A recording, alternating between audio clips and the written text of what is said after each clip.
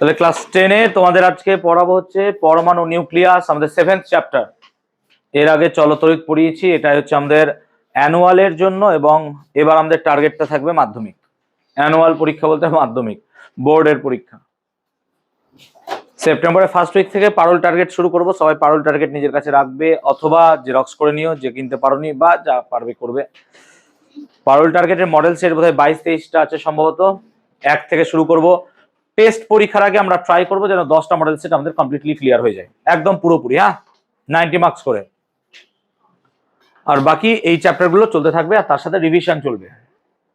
এই চ্যাপ্টারটা পরমাণু নিউক্লিয়াস শেষ হয়ে গেলে পরে আমরা শুরু করব জৈব রসায়ন। অ্যান্ড জৈব রসায়ন আমাদের মোটামুটি 4টে ক্লাস লাগবে। তো আই হোপ সেপ্টেম্বর মাসের মধ্যে আমাদের সিলেবাস কমপ্লিটলি ক্লিয়ার হয়ে যাবে। ওইটা চলার সাথে সাথে আমাদের পারুল টার্গেটও চলতে থাকবে, একসাথে দুটো জিনিস চলবে। হ্যাঁ, চলো শুরু করলাম। তেজস্ক্রিয়তা কাকে বলে? কিছু প্রাকৃতিক মৌল আছে যারা স্বতঃস্ফূর্তভাবে নিজেদের নিউক্লিয়াসকে ভেঙে ফেলে এবং সেখান থেকে কিছু অদৃশ্য রশ্মি নির্গত হয়, যা ফটোগ্রাফিক প্লেটকে আক্রান্ত করে, কিন্তু খালি চোখে তাকে দেখা যায় না। এই সমস্ত মৌলগুলোকে বলা হয় তেজস্ক্রিয় মৌল। বিজ্ঞানী হেনরি বেকারেল প্রথম একটা যৌগ পটাশিয়াম ইউরেনিল সালফেট নামক একটা যৌগ নিয়ে তিনি পড়াশোনা গবেষণা করছিলেন। নাম কি বললাম? Potassium uranyl sulphate. এরকম একটা যৌগ নিয়ে তিনি পড়াশোনা করছিলেন। পড়াশোনা করার সময় তিনি এই পটাশিয়াম ইউরেনিল সালফেট নামক যৌগটাকে কি করলেন? তিনি ফটোগ্রাফিক প্লেটে মুড়ে রেখে দিলেন, এবং তিনি 2-3 দিন পর যখন ওই পটাশিয়াম ইউরেনিল সালফেট পদার্থটাকে দেখার চেষ্টা করছেন, যৌগটাকে দেখার চেষ্টা করছেন, তিনি দেখলেন ফটোগ্রাফিক প্লেটের মধ্যে কিছু ছটা দাগ পড়ে গেছে। এর কারণ তিনি অনুসন্ধান করতে চাইলেন যে এই ছটা দাগ কেন পড়লো। তখন তার ধারণা হলো যে এই পটাশিয়াম ইউরেনিল সালফেট নামক যৌগ থেকে কিছু অদৃশ্য রশ্মি নির্গত হচ্ছে, যা হিউম্যান আই খালি চোখে তাকে দেখা যাচ্ছে না, এবং এগুলো অতি উচ্চ ভেদন ক্ষমতা সম্পন্ন, এবং এগুলো কি করছে? ফটোগ্রাফিক প্লেটের সাথে বিক্রিয়া করছে এবং ফটোগ্রাফিক প্লেটে ছটা দাগের সৃষ্টি করছে। এই সমস্ত রশ্মির প্রাথমিক নাম দেওয়া হয়েছিল বেকারেল রশ্মি। বিজ্ঞানী হেনরি বেকারেলের নাম অনুসারে এগুলোকে বলা হয়েছিল বেকারেল রেজ বা বেকারেল রশ্মি। পরবর্তী ক্ষেত্রে এই রশ্মিগুলোকে চেঞ্জ করে নাম দেওয়া হলো রেডিও অ্যাক্টিভ রেজ বা তেজস্ক্রিয় রশ্মি। সো এদের নামই দেওয়া হলো রেডিও অ্যাক্টিভ রেজ, তেজস্ক্রিয় রশ্মি। ক রকমের তেজস্ক্রিয় রশ্মি পাওয়া গেছিল? 3 প্রকারের পাওয়া গেছিল, আলফা, বিটা অ্যান্ড গামা। যে মৌল থেকে এই অদৃশ্য রশ্মিগুলো নির্গত হচ্ছিল তাদেরকে বলা হলো তেজস্ক্রিয় মৌল। যেমন ইউরেনিয়াম, নেপচুনিয়াম, রেডিয়াম, এরকম কিছু মৌল আছে যারা মোটামুটি তেজস্ক্রিয়। আমরা পর্যায় সারণী, যেটা এই সপ্তাহে রিভিশন ছিল, পর্যায় সারণীতে যদি দেখি 92 নম্বর মৌলটা হচ্ছে কি? আমাদের ইউরেনিয়াম। এই 92 নম্বর মৌলের পরবর্তী মৌলগুলোর নাম দেওয়া হচ্ছে ট্রান্স ইউরানিক এলিমেন্ট। আমি বলেছিলাম ইউরেনিয়ামোত্তর মৌল। এই ইউরেনিয়ামোত্তর মৌলগুলোর বিশেষ বৈশিষ্ট্য, এরা সবাই কি হচ্ছে? তেজস্ক্রিয়। পর্যায় সারণী পড়ানোর সময়টা বোঝানো হয়েছিল। তাহলে এই ইউরেনিয়ামোত্তর মৌলগুলোর ম্যাক্সিমামই হচ্ছে তেজস্ক্রিয়। কিন্তু স্যার ইউরেনিয়ামোত্তর মৌলগুলোই কি তেজস্ক্রিয়? না, এরকম প্রকৃতিতে অনেক মৌল আছে যারা ইউরেনিয়ামোত্তর নয়, তা সত্ত্বেও তাদের তেজস্ক্রিয় ধর্ম দেখা যায়। যেমন হাইড্রোজেনের একটা আইসোটোপ, তার নাম হচ্ছে ট্রিটিয়াম বা ট্রিটিয়াম, এটা কিন্তু তেজস্ক্রিয় 1H3, এটা ইউরেনিয়ামোত্তর নয়। যেমন কার্বনের একটা আইসোটোপ 6C14, এটাও কিন্তু তেজস্ক্রিয়, এটা কিন্তু ইউরেনিয়ামোত্তর নয়। সো ইউরেনিয়ামোত্তর মৌল মানেই তেজস্ক্রিয়, এটা ট্রু, কিন্তু তেজস্ক্রিয় মৌল মানেই যে ইউরেনিয়ামোত্তর, এরকম কোনো মানে নাই। আর তেজস্ক্রিয়তা পুরোপুরি সম্পূর্ণ একটা পরমাণু বা মৌলের নিজস্ব ধর্ম, আইসোটোপের ধর্ম। কোন একটা আইসোটোপ তেজস্ক্রিয়, কোন একটা আইসোটোপ তেজস্ক্রিয় নাই হতে পারে। যেমন হাইড্রোজেনের ক্ষেত্রে 1H3 ট্রিটিয়াম বা ট্রিটিয়াম, এটা হচ্ছে আমাদের তেজস্ক্রিয়, কিন্তু প্রোটিয়াম 1H1 এটা কিন্তু তেজস্ক্রিয় নয়, এটা সাধারণ হাইড্রোজেন প্রোটিয়াম। তো দেখতেই পাচ্ছ চোখে, সাধারণ হাইড্রোজেন প্রোটিয়াম তেজস্ক্রিয় নয়, কিন্তু তারই একটা আইসোটোপ 1H3 এটা কি হচ্ছে? তেজস্ক্রিয়। তো মাথায় রাখবা, তেজস্ক্রিয়তা একটা মৌলের নিজস্ব ধর্ম, এটা এক একটা আইসোটোপের নিজস্ব বৈশিষ্ট্য, বিভিন্ন আইসোটোপের ক্ষেত্রে দেখা যায়। যাই হোক, তবে তেজস্ক্রিয়তা কাকে বলে? না, তো যে পদ্ধতি বা যার সাহায্যে বা যেভাবে কোনো একটা তেজস্ক্রিয় মৌল থেকে স্বতঃস্ফূর্তভাবে মানে কি? তেজস্ক্রিয়তা কোনো বাহ্যিক চাপ, উষ্ণতা, তাপ এগুলোর উপর নির্ভরই করে না। কোন জায়গায় আমি চাপ বাড়িয়ে দিলাম, মনে হতে পারে তেজস্ক্রিয়তা বেড়ে যাবে, না, ও বাহ্যিক কোনো অবস্থার উপর নির্ভরই করে না। তেজস্ক্রিয়তা সম্পূর্ণভাবে র্যান্ডম এবং স্পন্টেনিয়াস, স্বতঃস্ফূর্ত, নিজের সঙ্গে চলছে, ওর আইসোটোপের নিজস্ব বৈশিষ্ট্য। তো তেজস্ক্রিয়তাকে তুমি কন্ট্রোল করতে পারবে না, তেজস্ক্রিয়তাকে বাড়াতে পারবে না, কমাতে পারবে না, এগুলো তুমি চেঞ্জ করতে পারবে না। একটা যে কোনো আইসোটোপের তেজস্ক্রিয়তা ফিক্সড, ও ওইভাবেই চেঞ্জ হবে।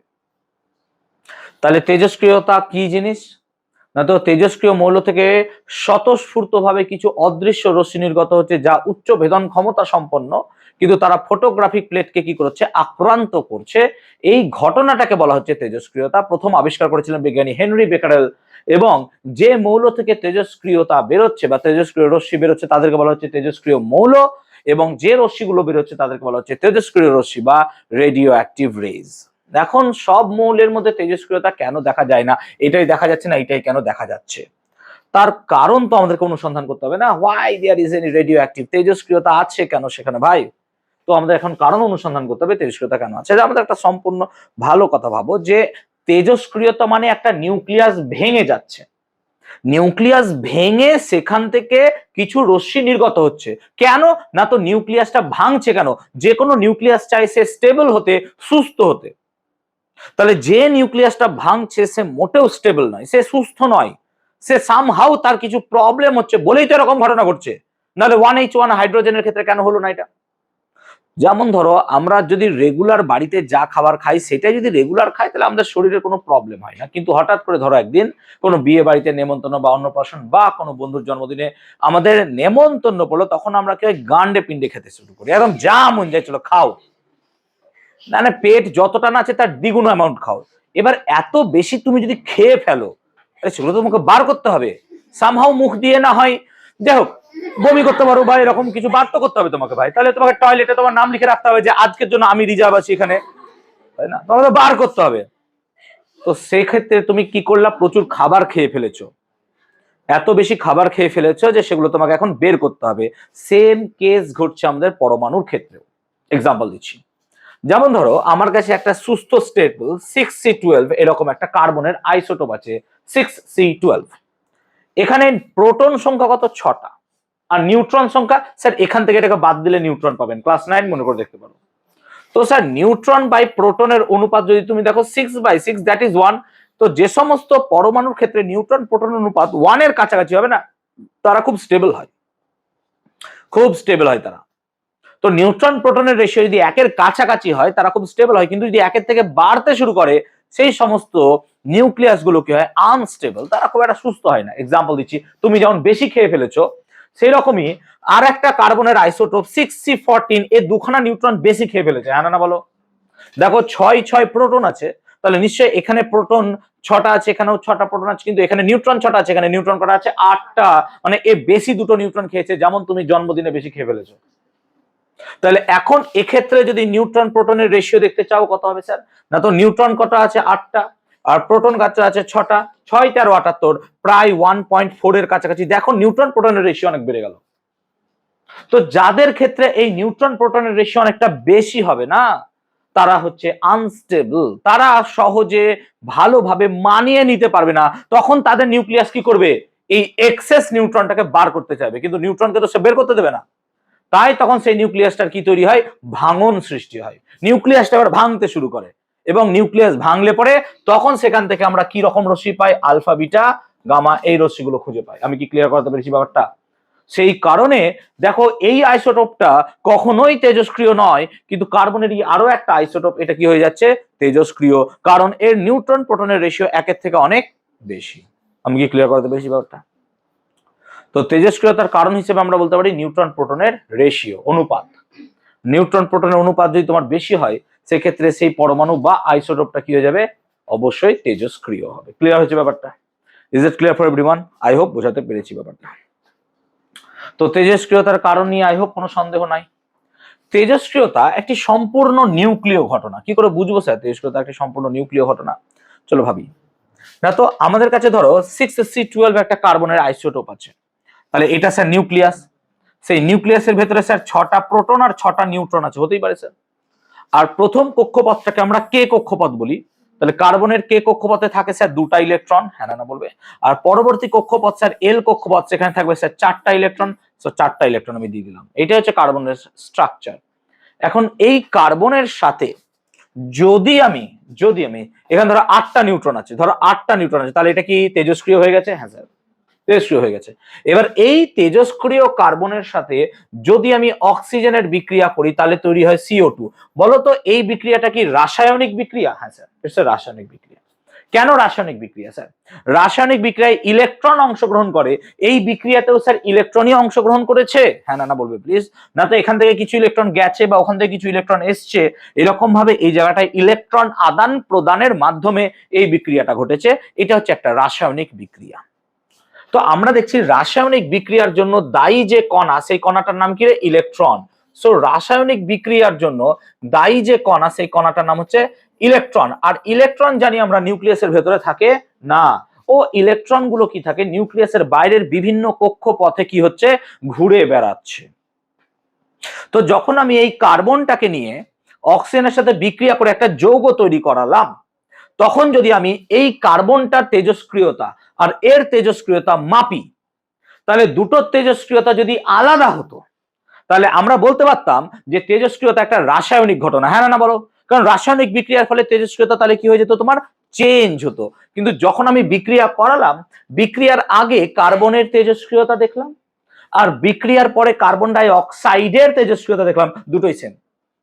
তার মানে কেমিক্যাল রিয়াকশনের ফলে তার তেজস্ক্রিয়তার কোনো পরিবর্তন হয়নি। তো কেমিক্যাল রিয়াকশনের জন্য দায়ী কে? Sir electron. তার মানে সামহাউ ইলেকট্রন গুলো তেজস্ক্রিয়তার জন্য কোনো রকম ভাবে দায়ী নয়। তো যদি ইলেকট্রন দায়ী না হয় তাহলে দায়ী হতে পারে কে? Only nucleus. সেই জন্য নিউক্লিয় ঘটনা।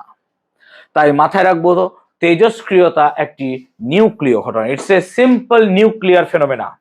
তাই কোন একটা পদার্থের যৌগ রূপে তুমি যদি দেখো, পটাশিয়াম ইউরেনিল সালফেটের যতটা তেজস্ক্রিয়তা ধর্ম হবে, একটা ইউরেনিয়ামেরও তেজস্ক্রিয়তা ধর্ম ততটাই হবে, কোনো চেঞ্জ হবে না, কোনো চেঞ্জ হবে না।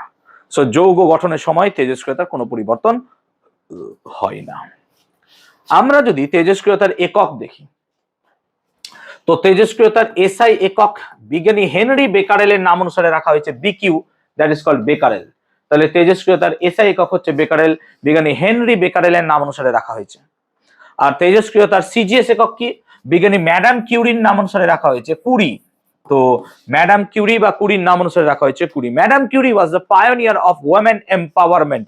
আমি ক্লাস 9-এও এই কথাটা বলি তোমাদের পড়ানোর সময়, যে ম্যাডাম কিউরি ছিলেন প্রথম যিনি মহিলা নোবেল পেয়েছিলেন এবং তিনি রেডিয়াম আবিষ্কার করতে গিয়ে মারা যান। রেডিয়াম আবিষ্কার করার সময় তিনি রেডিয়াম নিয়ে গবেষণা করছিলেন এবং গবেষণা করার সময় এই রেডিয়ামটাকে নিয়ে প্রায় তিনি যখন বিছানায় শুচ্ছেন তখন হাতে রেডিয়াম আছে, অল টাইম তিনি রেডিয়ামটাকে নিয়ে এবার গবেষণা করছেন। তো সেই রেডিয়াম অজান্তেই তার দেহে ক্যান্সার সৃষ্টি করেছিল, কারণ রেডিয়াম থেকে যে আলফা বিটা গামা রশ্মি বেরোচ্ছে তার মধ্যে থেকে গামা রশ্মি ইজ ভেরি ডেঞ্জারাস। তো সেই রেডিয়াম আবিষ্কারের জন্য তিনি ক্যান্সারে মারা যান। তো যাই হোক, তাকে যখন নোবেল পুরস্কার দেওয়ার কথা বলা হয়েছিল তখন কি হয়েছিল, সমাজটা পুরুষতান্ত্রিক ছিল অ্যাকচুয়ালি। তার আগে কোনো মেয়ে নোবেল পায়নি, সব ছেলেরাই পেয়েছে। তো স্বাভাবিকভাবে জিউরি খুব একটা পছন্দ করেনি, সম্ভবত আমি গল্পটা শুনেছি, আমি নিজেও সঠিক কিনা আমি জানি না, জাস্ট বলছি। তো ম্যাডাম কিউরিকে বলা হয়েছিল যে আমরা নোবেল প্রাইজটা আপনাকে বাড়িতে দিয়ে দেবো, অসুবিধা নাই, কিন্তু আপনি এসে স্টেজে প্রাইজটা নেবেন না।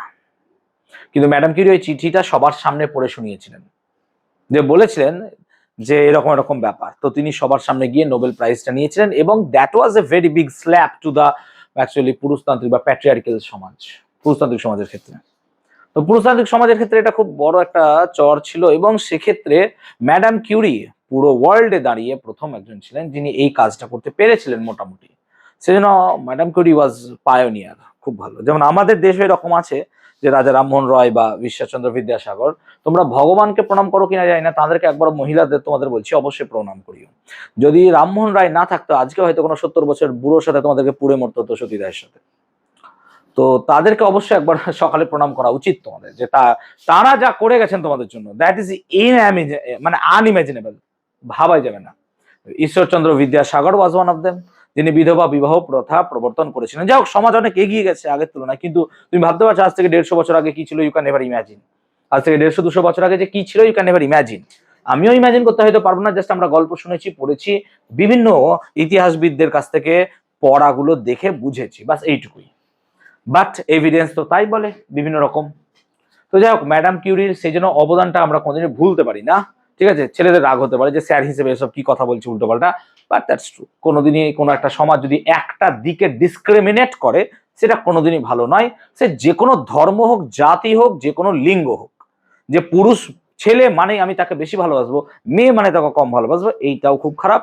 তেমনি তার ধর্ম দেখেও ভালোবাসা খুব খারাপ, তার জাত দেখেও ভালোবাসা, এটা ইজ নট বি পসিবল, এটা কোনোদিনই উচিত নয়। সিম্পল কথাই। তবে হ্যাঁ, অনেক পরিবারে এরকম ডিসক্রিমিনেশন হয়। কেমন ডিসক্রিমিনেশন?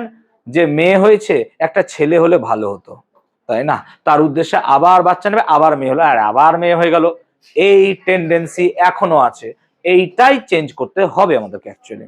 ম্যাডাম কিউরির সেই জন্য বাড়িতে কিছু না রাখা, একটা ছবি রেখে দিও, তাহলে মাকে দেখাবো, ওই দেখো মা ম্যাডাম কিউরি, ঠিক আছে, ওই দেখো বাবা ম্যাডাম কিউরি। যাই হোক, কথাগুলো শোনা হয়তো খারাপ লাগতে পারে, বাট বাস্তবটাই তোমাদের বললাম, অ্যাজ এ টিচার আমার বলা উচিত। তো ম্যাডাম কিউরির অবদান কেউ ভুলবে না প্লিজ। তেমনি রাজা রামমোহন রয়, সেই রকমই আমাদের ঈশ্বরচন্দ্র বিদ্যাসাগর। যাই হোক, আমরা আলোচনা করছিলাম ম্যাডাম কিউরির আবিষ্কার নিয়ে। তো এসআই একক তেজস্ক্রিয়তার বেকারেল, সিজিএস একক কি হলো? 20।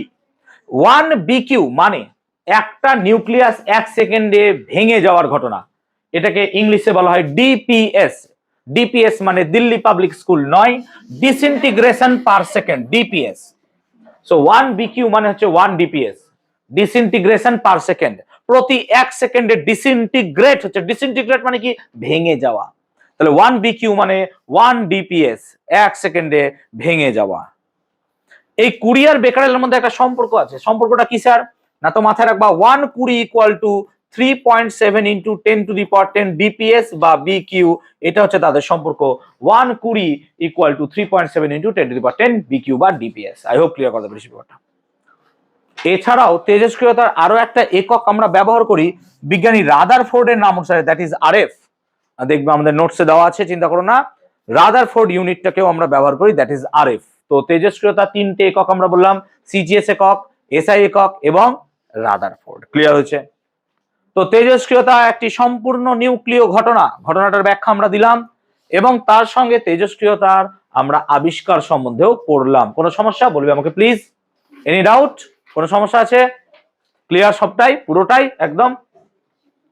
তেজস্ক্রিয়তার বৈশিষ্ট্য, প্রথমত তেজস্ক্রিয়তা একটা নিউক্লিয় ঘটনা, এখানে ইলেকট্রনের কোনো ভূমিকা নাই। যদি তেজস্ক্রিয় পদার্থের সাথে কোনো অন্য পদার্থের রাসায়নিক বিক্রিয়া ঘটানো হয়, তার তেজস্ক্রিয়তার কোনো পরিবর্তন হবে না। তেজস্ক্রিয়তা বাহ্যিক তাপ, চাপ, উষ্ণতার এগুলোর উপর নির্ভর করে না। তেজস্ক্রিয়তা সম্পূর্ণ স্বতঃস্ফূর্ত একটা ঘটনা, এটা আইসোটোপের নিজস্ব বৈশিষ্ট্য। তাহলে তেজস্ক্রিয়তা একটা সম্পূর্ণ নিউক্লিয় ঘটনা, এটা বাহ্যিক তাপ, চাপ, উষ্ণতা এগুলোর উপর নির্ভর করবে না। তেজস্ক্রিয়তা সম্পূর্ণ স্বয়ং আইসোটোপের উপর ডিপেন্ড করছে। মানে সব মৌলের তেজস্ক্রিয়তা হবে এরকম কোনো মানে নাই। কোনো একটা মৌলের একটা আইসোটোপের তেজস্ক্রিয়তা থাকতে পারে, যেমন হাইড্রোজেনের একটা আইসোটোপ ট্রিটিয়াম, তার তেজস্ক্রিয়তা আছে বলে সব হাইড্রোজেনের আইসোটোপের তেজস্ক্রিয়তা আছে, এটা বলা কমপ্লিটলি ভুল। যেমন হাইড্রোজেনের প্রোটিয়াম, তার কোনো তেজস্ক্রিয়তা নাই, কিন্তু ট্রিটিয়ামের আছে। তাহলে এরকম ভাবে বিভিন্ন মৌলের আইসোটোপের তেজস্ক্রিয়তা পাওয়া তুমি, একটা মৌলের তেজস্ক্রিয়তা নাই। এবার ইউরেনিয়ামের ক্ষেত্রেও 92U235 ইউরেনিয়ামের ক্ষেত্রে এগুলো তেজস্ক্রিয়তা লক্ষ্য করা যায়, কিন্তু সব আইসোটোপের ক্ষেত্রে এরকম পাবা না। ক্লিয়ার হচ্ছে ব্যাপারটা? তাহলে তেজস্ক্রিয়তা সম্বন্ধে যে বৈশিষ্ট্যগুলো আছে সেগুলো আমরা পড়বো। তেজস্ক্রিয়তার ফলে কিছু অদৃশ্য রশ্মি নির্গত হয়, যেগুলো উচ্চ ভেদন ক্ষমতা সম্পন্ন। ক রকমের রশ্মি নির্গত হয়? 3 প্রকারের স্যার, আলফা, বিটা এবং গামা। এই পরীক্ষাটাই করেছিলেন আমাদের বিজ্ঞানী রাদারফোর্ড। রাদারফোর্ড কি করলেন? এরকম একটা সিসার ব্লক নিলেন, লেড ব্লক। এই লেড ব্লকের মধ্যে এরকম কিছু একটা তেজস্ক্রিয় পদার্থ রাখলেন, যেটা হচ্ছে রেডিও অ্যাক্টিভ এলিমেন্ট। এরকম একটা তেজস্ক্রিয় পদার্থ রাখার পর তিনি কি করলেন? এইদিকে প্লাস দিয়ে দিলেন আর এইদিকে তিনি দিয়ে দিলেন মাইনাস, ক্যাথোড আর অ্যানোড ভাবতে পারো। প্লাস আর মাইনাস দেওয়ার ফলে দেখা গেল এখান থেকে যে রশ্মিগুলো বেরোচ্ছে, কিছু রশ্মি প্লাসের দিকে বেঁকে যাচ্ছে, কিছু রশ্মি মাইনাসের দিকে বেঁকে যাচ্ছে, আর কিছু রশ্মি সোজা চলে যাচ্ছে। তো জেনারেলি যেগুলো প্লাসের দিকে বেঁকে গেল তারা নিশ্চয়ই স্যার নিজেরা মাইনাস হবে, কারণ প্লাস মাইনাস পরস্পরকে আকর্ষণ করে। তাহলে যে রশ্মিগুলো প্লাসের দিকে বেঁকে গেল তারা নিজেরা নো ডাউট মাইনাস হবে স্যার, এই মাইনাস গুলোর নাম দেওয়া হলো বিটা। আর যেগুলো মাইনাসের দিকে বেঁকে গেল স্যার তারা নো ডাউট নিজেরা হবে প্লাস স্যার, এর নাম দেওয়া হলো আলফা। আর যেগুলো কোনো দিকেই গেল না তারা হলো গামা। তার মানে আমরা এখানে তেজস্ক্রিয়তার ফলে 3 প্রকারের রশ্মি পাচ্ছি। রাদারফোর্ডের এক্সপেরিমেন্টের ফলে there is alpha beta gamma. এই ছোট্ট পরীক্ষার মারফত বুঝতে পারছি আলফা হচ্ছে ধনাত্মক আধানযুক্ত, বিটা হচ্ছে ঋণাত্মক আধানযুক্ত, আর গামার কোনো আধান নাই। স্যার কোনো আধান নাই কি করে বুঝলেন? কোনো আধান নাই বলে তো প্লাস মাইনাস কোনো দিকে বেঁকে গেল না, সোজা পালিয়ে গেল। তাই মাথায় রাখবা গামা হচ্ছে আধানহীন, এটা পরীক্ষা অনেকবার দিয়েছে। গামা হচ্ছে আধানহীন এবং এটা হচ্ছে একটা তড়িৎ চুম্বকীয় তরঙ্গ। ছোট করে আমি লিখলাম ইএম ওয়েভ। ইএম এর মানে কি? ইলেকট্রোম্যাগনেটিক, তড়িৎ চুম্বকীয় তরঙ্গ। তাই মাথায় রাখবা গামা হচ্ছে এক প্রকারের রশ্মি, এটা হচ্ছে তড়িৎ চুম্বকীয় তরঙ্গ। তাহলে গামা অবভিয়াসলি একটা তড়িৎ চুম্বকীয় তরঙ্গ। এবার এই আলফা বিটা গামা এই রশ্মিগুলোর আমরা কম্প্যারিজন পড়বো, আমাদের নোটসে ইন ডিটেইল দেওয়া আছে কম্প্যারিজন বা পার্থক্য বা তুলনা, তোমরা দেখতে পারো সেটা। তাহলে আলফা বিটা গামার তুলনা আমরা আমাদের এবার পড়বো। তো প্রথমত আলফা বিটা গামার যদি প্রকৃতি দেখতে চাও, প্রকৃতি, তো আলফা তো স্যার ধনাত্মক আধানযুক্ত, বিটা হচ্ছে ঋণাত্মক আধানযুক্ত, আর গামা হচ্ছে তড়িৎ চুম্বকীয় তরঙ্গ নিস্তড়িত। এবার এদেরকে রশ্মি বলছো বটে, কিন্তু আলফা রশ্মিকে খুব ভালো করে অবজার্ভ করলে দেখা যায় এগুলো ছোট ছোট কণার স্রোত। It is a stream of particles. তাহলে আমরা যে আলফা রশ্মির কথা বলছি সেই আলফা রশ্মি বেসিক্যালি কিছু পার্টিকেল বা কণার স্রোত। আমরা যে আলফার কথা বলছি সেই আলফা হচ্ছে বেসিক্যালি কিছু পার্টিকেল বা কণার স্রোত। সেই রকমই বিটা রশ্মি হচ্ছে কিছু পার্টিকেল বা কণার স্রোত, কিন্তু গামা কোনো কণার স্রোত নয়। মাথায় রাখবা গামা হচ্ছে এক প্রকারের তরঙ্গ। পরীক্ষা করে দেখা গেছে আলফা রশ্মি হচ্ছে হিলিয়াম কণা বা হিলিয়াম আয়নের স্রোত, আর বিটা রশ্মি হচ্ছে ইলেকট্রন কণার স্রোত, আর গামা হচ্ছে কি? তড়িৎ চুম্বকীয় তরঙ্গ।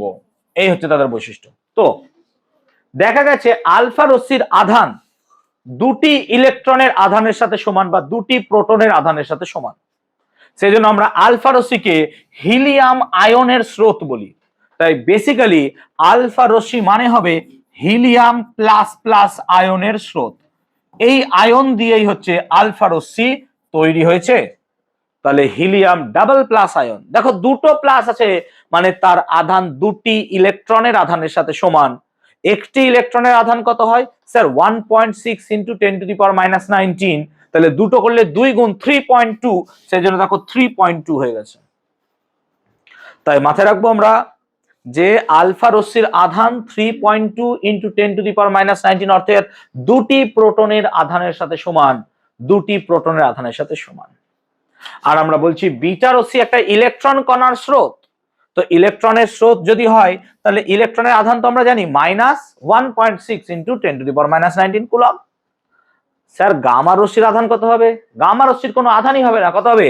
0, কারণ গামা রশ্মি নিস্তড়িত, ও সোজা বেরিয়ে গেছিল নাকি। তাই গামা রশ্মি হচ্ছে নিস্তড়িত, এর কোনো আধান খুঁজে পাবে না তুমি, গামা রশ্মি নিস্তড়িত। ক্লিয়ার হয়েছে ব্যাপারটা? ভর দেখো এটা হিলিয়াম, যদি হিলিয়ামের চিহ্ন বা সংকেত দেখো তাহলে He4, এটা হচ্ছে হিলিয়ামের সংকেত। তাহলে হিলিয়ামের ভর 4, সেই জন্য হিলিয়ামের ভর যা হবে আলফা রশ্মির ভরও তাই হবে, অর্থাৎ এটি 4টি প্রোটনের ভরের সাথে সমান। এই জায়গাটায় সেটা লেখা আছে, অ্যাকচুয়ালি এর ভর হচ্ছে 4.0015 ইউ। সেই জন্য 4টি প্রোটন বা 4টি নিউট্রন, অ্যাকচুয়ালি হিলিয়ামের মধ্যে আছে 2টো প্রোটন 2টো নিউট্রন, এই দিয়ে তৈরি হয়। বিটা রশ্মি তো ইলেকট্রন, আর ইলেকট্রনের ভর হচ্ছে 9.11 into 10 to the power minus 31 KG. তাহলে ইলেকট্রনের ভর হচ্ছে 9.11 into 10 to the power minus 31 KG. এটা হচ্ছে ইলেকট্রনের ভর। স্যার গামা রশ্মির ভর কত হবে? 0, কেন? ও তো তরঙ্গ, ওয়েভ, ইটস এ ওয়েভ। তরঙ্গ হওয়ার জন্য গামা রশ্মির কোনো ভর হবে না, গামা রশ্মির ভর 0। তাহলে প্রথম স্লাইডে আমরা আলফা বিটা গামা রশ্মির তুলনা করলাম, যেখানে প্রকৃতি দেখলাম আলফা রশ্মি ধনাত্মক, বিটা রশ্মি ঋণাত্মক, গামা রশ্মি নিস্তড়িত। এবার আমরা কি দেখলাম, আধান দেখলাম। আলফা কণার আধান দুটি প্রোটনের আধানের সাথে সমান, বিটা রশ্মির হচ্ছে ইলেকট্রনের আধানের সাথে সমান, আর গামার কোনো আধান নেই। ভর দেখলাম, হিলিয়ামের ভরের সাথে আলফা রশ্মির ভর সেম, বিটার ভর ইলেকট্রনের ভরের সাথে সেম, আর এখানে গামা রশ্মির ভর তো নাই, কারণ কি সেটা তড়িৎচুম্বকীয় তরঙ্গ। গতিবেগ, যেহেতু গামা রশ্মি হচ্ছে তড়িৎচুম্বকীয় তরঙ্গ, সেজন্য গামা রশ্মির বেগ সব থেকে বেশি এবং এর বেগ আলোর গতিবেগের সাথে সমান। আর আলোর বেগ তোমরা জানো কত, 3 × 10⁸ মিটার পার সেকেন্ড। সেজন্য গামা রশ্মি আর আলোর বেগের গতিবেগ এক, তারা 3 × 10⁸ মিটার পার সেকেন্ড বেগে ছুটছে। গামা রশ্মির গতিবেগ বেশি, তার থেকে একটু কম গতিবেগ হচ্ছে বিটা রশ্মি। দেখো বিটা রশ্মির প্রারম্ভিক গতিবেগ কিন্তু আলোর বেগের এত অংশ থেকে এত অংশের মধ্যে হয়, কিন্তু আস্তে আস্তে বেগটা কমে যায়, কারণ সে পার্টিকেল। সেই জন্য বিটা রশ্মি বা বিটা কণার বেগ গামার থেকে সামান্য পরিমাণ কম। আর আলফার গতিবেগ সব থেকে কম। কেন সব থেকে কম স্যার? কারণ আলফা রশ্মি সব থেকে ভারী কণা। তাই যদি গতিবেগের নিরিখে দেখো, তাহলে গতিবেগের নিরিখে যদি তুমি দেখতে চাও, তাহলে gamma greater than beta greater than কি হবে, আলফা। হ্যাঁ না বলবে প্লিজ। কার গতিবেগ সব থেকে বেশি? গামার স্যার। গামার গতিবেগ সব থেকে বেশি, তারপর বিটা, তারপর হচ্ছে আলফা। ভেদন ক্ষমতা, গামা রশ্মির ভেদন ক্ষমতাটা সব থেকে বেশি। গামা রশ্মির ভেদন ক্ষমতা সব থেকে বেশি, তারপর বিটা, তারপর আলফা। যদি ভেদন ক্ষমতার তুলনা করতে হয়, তাহলে ভেদন ক্ষমতার তুলনা alpha is to beta is to gamma যদি করো, সেটা হবে 1:100:10,000। এইটা হচ্ছে গল্প, এখানে লেখা আছে দেখতে পাবা অনুপাতটা। তাহলে আলফা বিটা গামার ভেদন ক্ষমতার অনুপাত হচ্ছে 1:10:10,000। এটা পারুল টার্গেট, এই কোশ্চেনটা আছে, তোমরা করবে যখন পাবে দেখবা। আমি আগে দিনই 1:100 হয়, 1:100:10,000, তাই তো লেখা আছে, 100 নাই, 1:100:10,000। তাহলে এই হচ্ছে আলফা বিটা গামার কি হচ্ছে ভেদন ক্ষমতা রেশিও। তাহলে ভেদন ক্ষমতা কার বেশি? স্যার গামার, তারপর বিটা, তারপর সো গতিবেগ প্লাস কি হয়ে গেল এখানে ভেদন ক্ষমতা। হ্যাঁ না বলো? গতিবেগ আর ভেদন ক্ষমতা দুটোই কি হয়ে যাচ্ছে, gamma greater than beta greater than alpha. কিন্তু গ্যাসকে আয়নিত করার ক্ষমতা যদি দেখো, গ্যাসকে আয়নিত কি করে করবে স্যার? এই যে যখন আলফা বিটা গামা কোনো গ্যাসীয় মাধ্যমের মধ্য দিয়ে যায়, তখন দেখো আলফা He+, মানে এর দুটো ইলেকট্রনের অভাব আছে। ও কি করবে, যখন গ্যাসের মধ্য দিয়ে যাবে, গ্যাস থেকে ইলেকট্রনকে নিয়ে নেবে। তো গ্যাস থেকে যদি ইলেকট্রন নিয়ে নেয়, গ্যাসগুলো কি হয়ে যাবে, আয়নে পরিণত হবে। তার মানে হিলিয়াম আয়ন বা এই আলফা কণা যখন গ্যাসের মধ্য দিয়ে যায়, সে গ্যাসকে আয়নিত করতে পারে। কে পারবে না বলতো? Sir gamma. কেন? গামার কোনো আধান নাই, তাই এর আয়নিত করার ক্ষমতা সব থেকে কম। তারপর কি হবে স্যার? বিটা। আর সব থেকে বেশি কার হবে? আলফা। তাই গ্যাসকে আয়নিত করার ক্ষমতা যদি দেখো, তাহলে sir alpha greater than beta greater than gamma. কিন্তু এই সব জায়গায় কি হবে, গামা গ্রেটার দেন বিটা। বলো কে?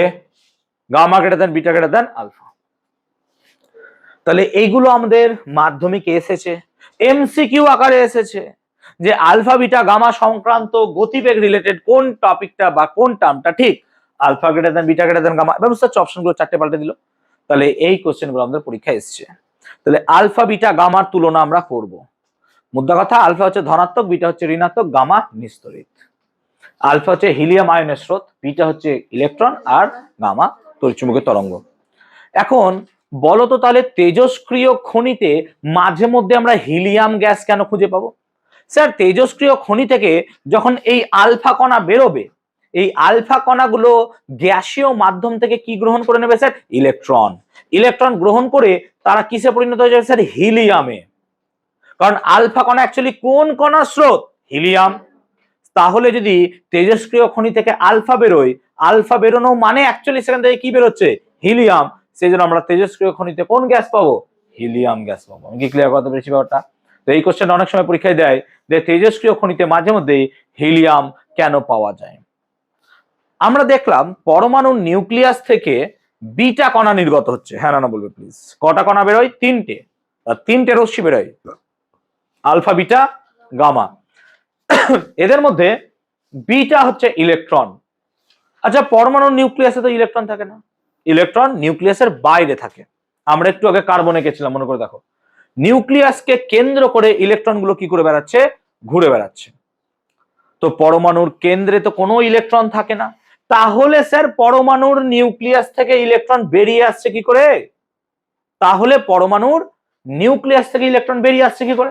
ইলেকট্রন তো বাইরে থাকে, আর আপনি বলছেন তেজস্ক্রিয়তা পুরোপুরি নিউক্লিয় ঘটনা, তাহলে নিউক্লিয়াসের ভেতরে ইলেকট্রন এলো কি করে, যে ইলেকট্রনটা বিটা কণা রূপে বেরোচ্ছে? হ্যাঁ না বলবে প্লিজ। তার কারণ অনুসন্ধান করতে গিয়ে দেখলেন যে নিউক্লিয়াসের ভেতরে থাকা একটা নিউট্রন প্রোটনে পরিবর্তিত হয়ে যায়। নিউট্রন প্রোটনে পরিবর্তিত হয়। তো যখন নিউট্রন প্রোটনে পরিবর্তিত হয়, তখন সে শুধু প্রোটন তৈরি করে না, তার সাথে আরো একটা কণা তৈরি করে। কি করে বুঝবো? দেখো, এই যে নিচেরটা, এটাকে আমরা বলি আধান, আর ওপরেরটাকে বলি ভর। দেখো, বাঁ দিকের আধান যা হবে ডান দিকের আধান তাই হতে হবে। বাঁ দিকের আধান কত আছে? 0। নিউট্রনের আধান 0, কিন্তু প্রোটনের আধান তো 1, তাই প্রোটনের 1 আছে। ব্যালেন্স কি হয়ে আছে? না। তাহলে সামহাউ তোমাকে এই ডান দিকটাকে 0 করতে হবে। ডান দিক 0 করলে নিচে আমাকে কত বসাতে হবে? তবে নিচেরটা কত হবে? 0। আর ওপরে 1 আছে, তাহলে 1 আছে, তাহলে ওপরে কত বসাতে হবে? 0। এরকম একটা কণার নাম বলো যার আধান হচ্ছে প্রোটনের আধানের সাথে উল্টো। মানে কি? প্রোটন যদি পজিটিভ হয় এটা হবে নেগেটিভ, কিন্তু তাদের মান কি হবে? সমান, আর তার ভর প্রায় 0। এরকম একটা কণার নাম আমরা জানি, তার নাম কি বলতো? ইলেকট্রন। তার আধান প্রোটনের আধানের সাথে সমান, কিন্তু প্রোটনের আধান পজিটিভ, ইলেকট্রনের আধান নেগেটিভ, আর ইলেকট্রনের ভর প্রায় কি হয়? নগণ্য। তাহলে যখন নিউক্লিয়াসের ভেতরে একটা নিউট্রন প্রোটনে পরিবর্তিত হচ্ছে, তখন সেখানে প্রোটন তৈরি হচ্ছে না, প্রোটনের সাথে কি তৈরি করে দিচ্ছে সে? ইলেকট্রন। এই ইলেকট্রনটাই তীব্র গতিতে নিউক্লিয়াস থেকে কি হয়ে যাচ্ছে? বেরিয়ে যাচ্ছে। কি রশ্মি রূপে? আর এই প্রোটনটা কোথায় থেকে যাচ্ছে? নিউক্লিয়াসের ভেতরে। আমি কি ক্লিয়ার করতে পেরেছি সবাইকে? তাহলে পরমাণু নিউক্লিয়াসে ইলেকট্রন না থাকলেও সেখান থেকে বিটা রশ্মি কিভাবে বেরিয়ে আসছে? পরমাণুর নিউক্লিয়াসে ইলেকট্রন থাকছে না, কিন্তু যখন নিউট্রনটা প্রোটনে পরিবর্তিত হয়ে যাচ্ছে, তখন তার সঙ্গে সঙ্গে কি তৈরি হচ্ছে? একটা ইলেকট্রন তৈরি হচ্ছে।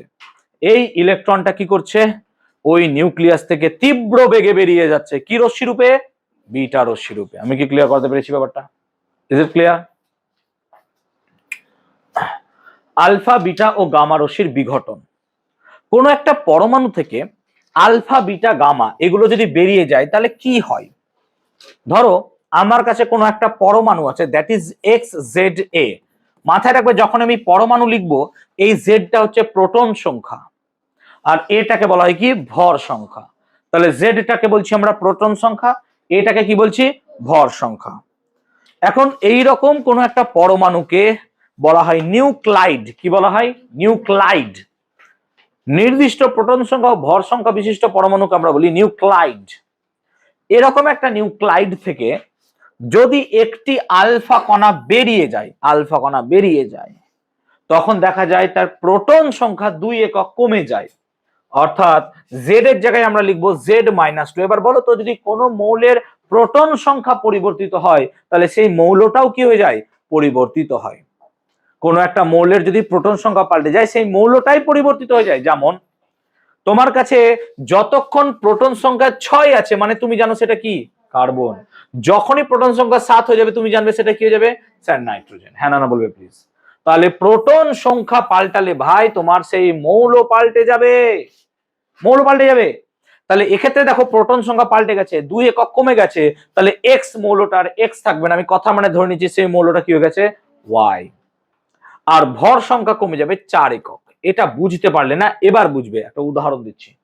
ধরো তোমার কাছে একটা পরমাণু আছে 92 ইউরেনিয়াম 235।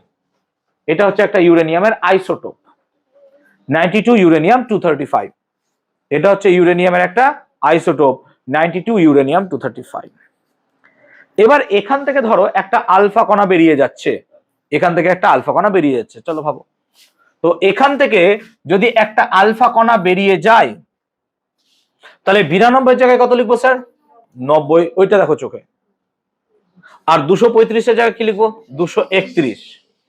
এটা ঠিক হয়ে গেল। এবার 90 নামক মৌলটার নাম কি? তার নাম হচ্ছে থোরিয়াম। এবার পর্যায় সারণীতে তোমার 88 থেকে মোটামুটি 103 পর্যন্ত জেনে রাখতে হবে মৌলগুলোকে। যেমন 88 হচ্ছে রেডিয়াম, 89 হচ্ছে অ্যাক্টিনিয়াম, 90 হচ্ছে thorium, 91 প্রোটোঅ্যাক্টিনিয়াম, 92 uranium, 93 neptunium, 94 plutonium, 95 americium, এরকম ভাবে চলতে থাকবে। রিমন বুঝছো তো? লাস্ট মৌলটার নাম কি বললাম বলো তো? ঘুম পাচ্ছে? এসি বন্ধ করবো, দাঁড়াও। হয়েছে এদূর? চলো তাও তো ক্লিয়ার এদূর পর্যন্ত? আচ্ছা, এরকমই কোন একটা যদি মৌল থাকে XZA,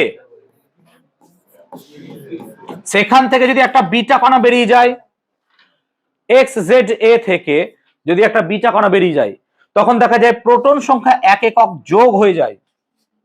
যদি প্রোটন সংখ্যা পাল্টে যায় তাহলে এগেইন মৌল পাল্টে যাবে, x এর জায়গায় কত লিখবো?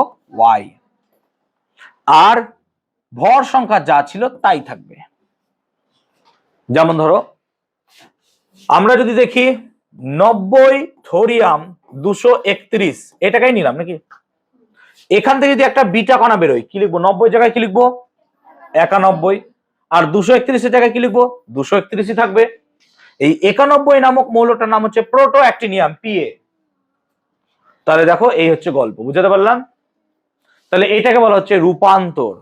এই দুটো সূত্র আমাদের বোঝা যাচ্ছে যে একটা পরমাণু থেকে আলফা ও বিটা কণা বেরিয়ে গেলে তার মৌলের কি পরিণতি হবে। এটাকে বলা হয় জনক পরমাণু, এটাকে বলা হয় দুহিতা পরমাণু। দুহিতা মানে ডটার, তাহলে এটা হচ্ছে কি প্যারেন্ট, আর এটা হচ্ছে ডটার। বুঝতে পারছো? প্যারেন্ট থেকে ডটার হবে, তারপর আর জানি না, গ্র্যান্ড ডটার হবে হয়তো। তো প্যারেন্ট অ্যান্ড ডটার এলিমেন্ট, এটা হচ্ছে জনক পরমাণু, এটা হচ্ছে দুহিতা পরমাণু, এইভাবে চলে। ক্লিয়ার?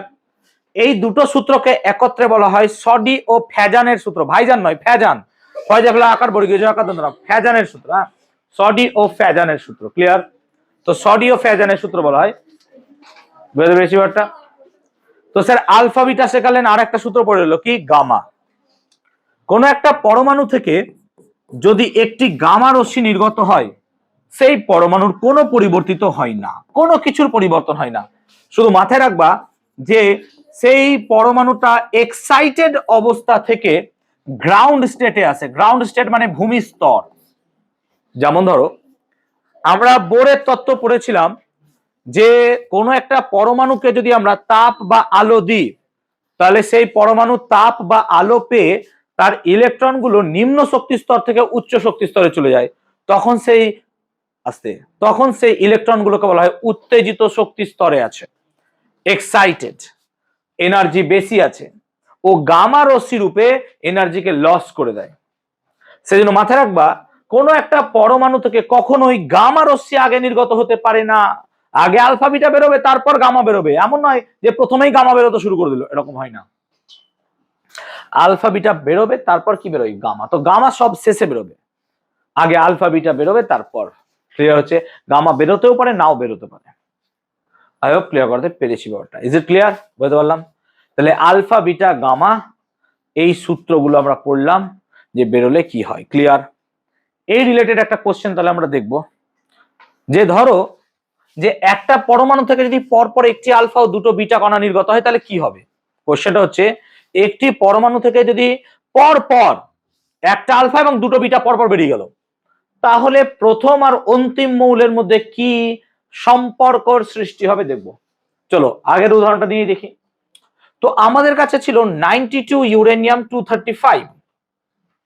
এখান থেকে ধরো একটা আলফা কণা বেরিয়ে গেল, নো ডাউট আমার মুখস্থ হয়ে গেছে 90 থোরিয়াম 231 হবে, যেহেতু আগের স্লাইডেই করালাম। তো 90 থোরিয়াম 231 হবে। এবার আমি কি করছি, এখান থেকে একটা কি রশ্মি বার করব? বিটা। চলো এখান থেকে একটা বিটা বার করে দিলাম। তো এখান থেকে যদি একটা বিটা বেরিয়ে যায়, 90 জায়গায় কি লিখবো স্যার? 91 লিখবো। আর 231 লিখবো, আর মুখস্থ আছে কি লিখবো? প্রোটোঅ্যাক্টিনিয়াম, কারণ 91 প্রোটোঅ্যাক্টিনিয়াম হয়। 91 প্রোটোঅ্যাক্টিনিয়াম হয়। আবার যদি এখান থেকে একটা বিটা রশ্মি নির্গত হয়, তাহলে 91 জায়গায় কি লিখবো? 92। আর 231 এর জায়গায় 231 লিখবো, কোনো পাল্টাবে না। আর 92 মানে আমরা কি জানি, এটা কি প্রাথমিক মৌল, এটা কি অন্তিম মৌল, এদের দুটোর কি সম্পর্ক হবে? স্যার দুটো ইউরেনিয়াম। আরে আইসোটোপ, চোখে দেখ, প্রোটন সংখ্যা কি ভর সংখ্যা আলাদা। তাহলে এই কোশ্চেনটা মাধ্যমিকে দিয়েছিল যে কোনো একটা মৌলের পরমাণু থেকে পরপর আলফা ও দুটো বিটা নির্গত হলে প্রাথমিক মৌল আর অন্তিম মৌলের মধ্যে সম্পর্ক কি হবে, তারা পরস্পর কি হবে, আইসোটোপ। শুধু একটা দুটো হলেই হবে না, ধর দুটো আলফা বেরোলো তাহলে বিটা কটা বেরোতে হবে, চারটে। যদি তিনটে আলফা বেরোয় বিটা কটা হবে, ছটা। তোকে এরকম কোশ্চেন দিয়ে দিতে পারে যে একটা পরমাণু থেকে পরপর 10টা আলফা 20টা বিটা বেরোলো, তুই কি সব হিসাব করতে বসবি? না, আমি কি করবো, 10টা আলফা 20টা বিটা, রেশিওটা দেখবো কত আছে, 1:2, বাস আইসোটোপ। ক্লিয়ার? তো টেস্টে ঘুরিয়ে কোশ্চেন দিতে পারে। আমি স্কুলে স্যার হলে আমি এই কোশ্চেন করতাম তোমাকে যে একটা পরমাণু থেকে পর পর 50টা আলফা 100টা বিটা বেরোলো, বলো সেই নতুন মৌল কি হবে। পাগল হয়ে যাবো তো কোশ্চেন শুনে। You have to understand the ratio. বুঝতে পারলাম ব্যাপারটা? দেখবো আলফা বিটার রেশিওটা 1:2 আছে কিনা, বাস তাহলে তাদের মধ্যে সম্পর্কটা কি হয়ে যাবে, আইসোটোপ। আমি আর কত ভালোভাবে বোঝানোর চেষ্টা করব বলো? আমি সব কিছু ট্রাই করে দিচ্ছি, তাও ভুলে যাবো পরীক্ষার হলে। আগে স্লাইডে যাবো, তুমি ওখানে পড়ে আছো, নাও। এগুলো তো সব আমার নোটসে দেওয়া আছে এ বাবা, এগুলো লিখিও না, সব দেওয়া আছে। বোঝো বোঝো, শুধু বোঝো, ফিজিক্স বোঝো। ওকে, তেজস্ক্রিয়তার ব্যবহার। তেজস্ক্রিয়তা বিভিন্ন কাজে লাগে। প্রথম, যে বিভিন্ন জীবাশ্ম, বিভিন্ন সভ্যতা কোন বস্তুকে খুঁজে পেয়েছো, তার বয়স নির্ধারণ করতে কাজে লাগে। যেমন radio carbon dating. Radio carbon dating এর সাহায্যে আমরা কোন বস্তুর বয়স নির্ধারণ করতে পারি। আবার তেজস্ক্রিয়তার সাহায্যে আমরা ক্যান্সার ট্রিটমেন্ট করতে পারি, যেটাকে বলা হয় কেমোথেরাপি। এই কেমোথেরাপির সাহায্যে আমরা কি করি, কোনো ক্যান্সার সেলকে মারতে পারি। যেমন ধরো কোবাল্ট 60, CO60, কোবাল্ট 60 এর সাহায্যে আমরা লিউকোমিয়া বা ব্লাড ক্যান্সারকে ট্রিট করতে পারি। সেরকমই যদি থাইরয়েডের কোনো সমস্যা হয় ক্যান্সার জনিত, তাহলে আয়োডিন 131 ব্যবহার করি। আর আমার মনে নাই বাবা, এরকম ভাবে বিভিন্ন ক্ষেত্রে আমরা চিকিৎসা ক্ষেত্রে ইউজ করতে থাকি। তবে মাথায় রাখবা যে তেজস্ক্রিয়তা যেমন ক্যান্সার ট্রিটমেন্টে কাজে লাগে, ক্যান্সার সৃষ্টি হতেও কিন্তু বেটাই কাজে লাগে। তার মানে তেজস্ক্রিয়তা ক্যান্সার সৃষ্টিতেও কাজে লাগে। কাজে লাগে না মানে অ্যাকচুয়ালি খারাপ। তার সব থেকে বড় উদাহরণ আজকে তোমাদের স্ট্যাটাস আমি দিয়েছিলাম। যদি তোমরা ঝাড়খণ্ডের একটা জেলা বা ঝাড়খণ্ডকে দেখো, ঝাড়খণ্ড হচ্ছে আমাদের দেশের সব থেকে আছে খনিজ সম্পদে পরিপূর্ণ একটা রাজ্য এবং সব থেকে অবহেলিত রাজ্য হচ্ছে ঝাড়খণ্ড। এখানে প্রচুর পাহাড় টাহাড় আছে, তার মধ্যে কি হয়, প্রচুর খনিজ সম্পদ আছে এবং এদের মধ্যে একমাত্র ঝাড়খণ্ডে আমাদের কি হয়, তেজস্ক্রিয় এলিমেন্ট পাওয়া যায়, তাছাড়া কোথাও পাওয়া যায় না। এই করমণ্ডল বা মালাবার উপকূলে কিছু মোনাজাইট স্যান্ড আছে, ওই মোনাজাইট স্যান্ড থেকে অনেক সময় পাওয়া যায়, কথা শুনবে প্লিজ। কিন্তু এই ঝাড়খণ্ডে সব থেকে বেশি পাওয়া যায়।